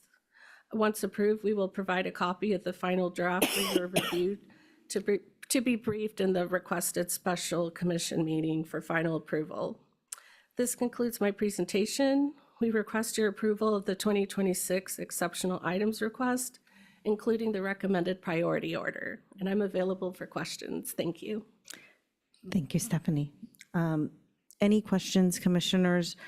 We will not be voting on this item today, but this is an opportunity to provide guidance because when they include this in the LAR for our special session, we will be voting on it at that time. So any questions or comments? Yeah, if I may, Madam Chair. Okay, so Commissioner Barber and then Commissioner Dale. I think we might all. Go ahead, go ahead. Mary, No, go ahead. Okay, real quick, you know, when this came up and I saw it, and this is more of a request communication-wise between the commissioners and everyone else. When I get a request or I see that we need a 10% increase in overhead, and I'm hearing that mission is being completed and we're already 36 people down, I'm trying to unpack all of that and say, okay, because I hadn't heard a lot of that. I hadn't heard that mission wasn't being met, you know, with the different directors that we have come up. So I'm requesting a little bit more communication on what's needed and things. I understand Angela's group needs things, but when we're already in the whole 36 FTEs and we're adding another 42 or whatever, that puts us 80 FTEs. That's almost 18% of the organization. So the request is I think we need to hear more of where the needs are as far as headcount and FTR is concerned. That caught me by surprise. So I'll end my comments there. Commissioner Dale? Yeah, and I was just going to comment on kind of to segue off what Commissioner Barber said is I was looking at some of these and looking at the mental health programs and I believe there were some claims. I think we also kind of heard that need is growing. And at the presentation that we had that, mental health was a big issue, access was a big issue, and business-related services. And, that's, our veteran communities, becoming business owners, which is great. But so that was something that, again, a little bit more focus maybe on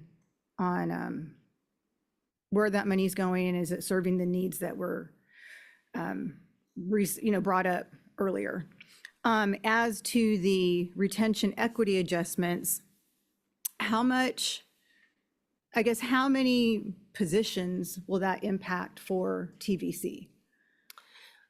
It will impact the majority. There will be a few staff that will receive very minimal amounts or possibly not any funding at all, as they're already above the state average. But it does impact a vast majority of the FTEs that we currently have. And we're kind of, specialized in what we do here as far as what our programs offer and what we're doing. So I guess, how were we able to maybe compare that to some of the other agencies? I mean, are these more staff related, they're crossovers, or are these some of our specialty areas, or both? So in classifications in which we did have like classifications and duties with our sister agencies within Article 1, we did compare the state averages with our agency. In some cases, our information was more specific to possibly our county or local competitors.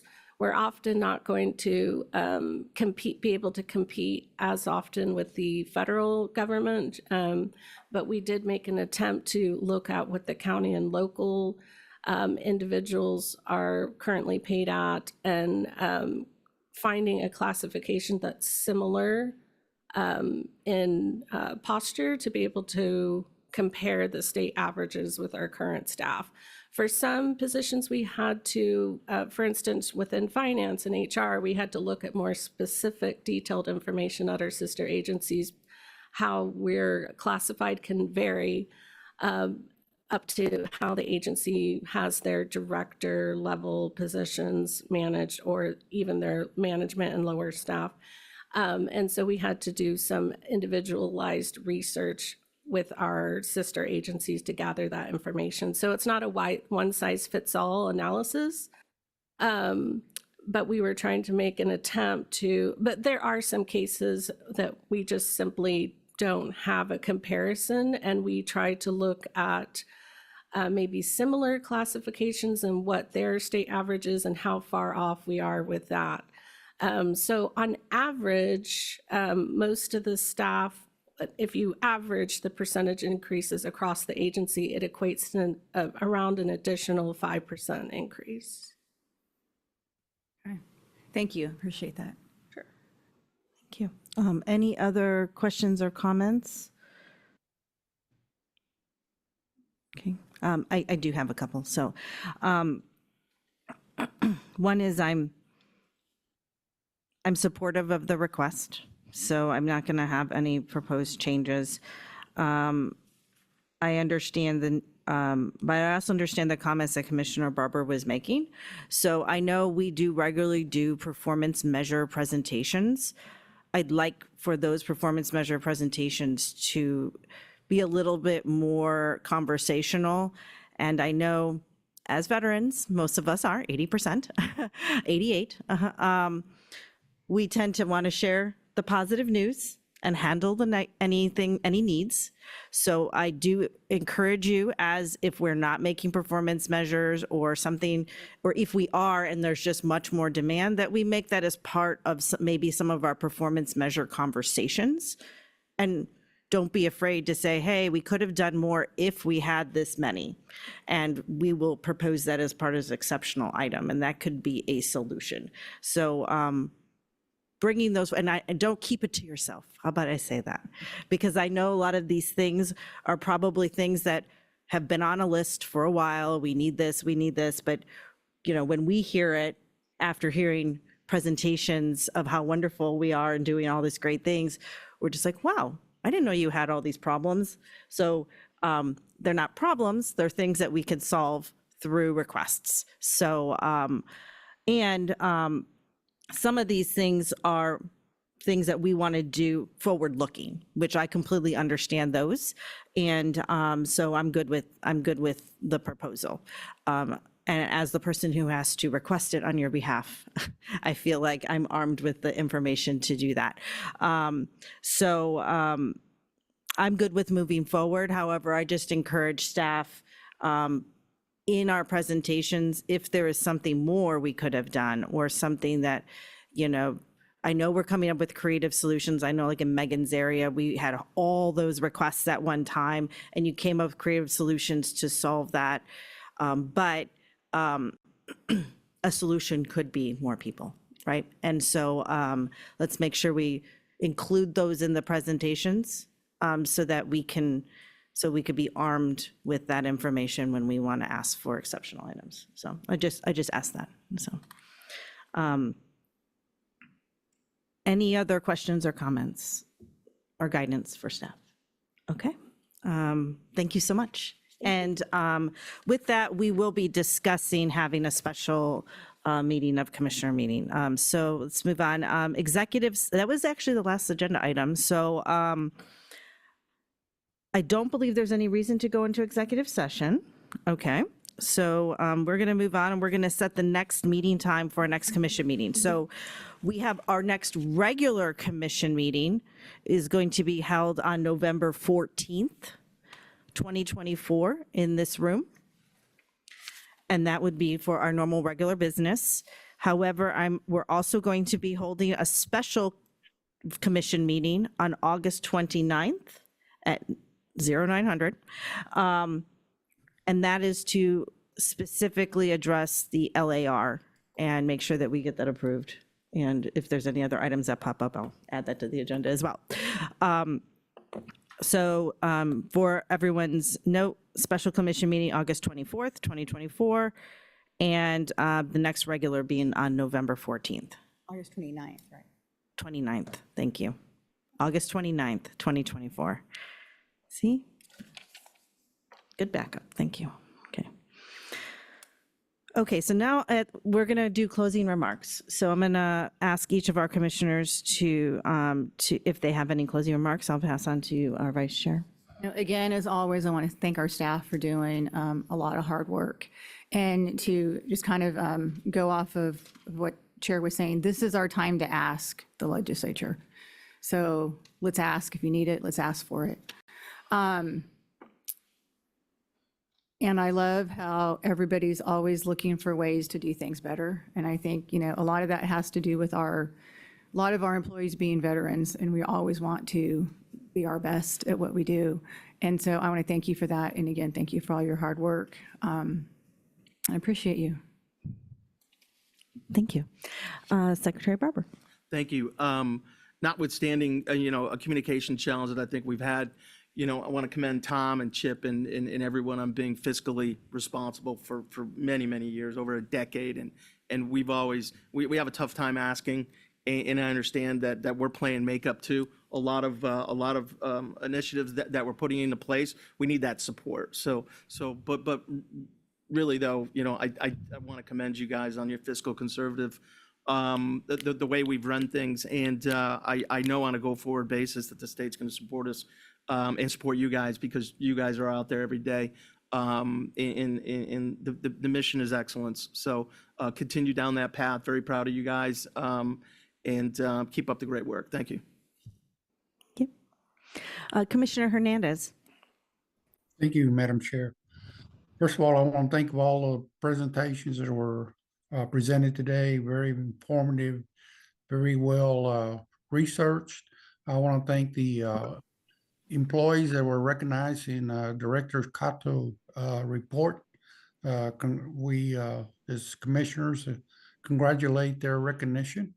And also, I wouldn't be fair to mention that my recent hospitalization and ongoing recuperation, I hear your well wishes, and I thank you very much. Hopefully that soon I will be back and be able to contribute to the staff and to the veterans of our great state. Thank you.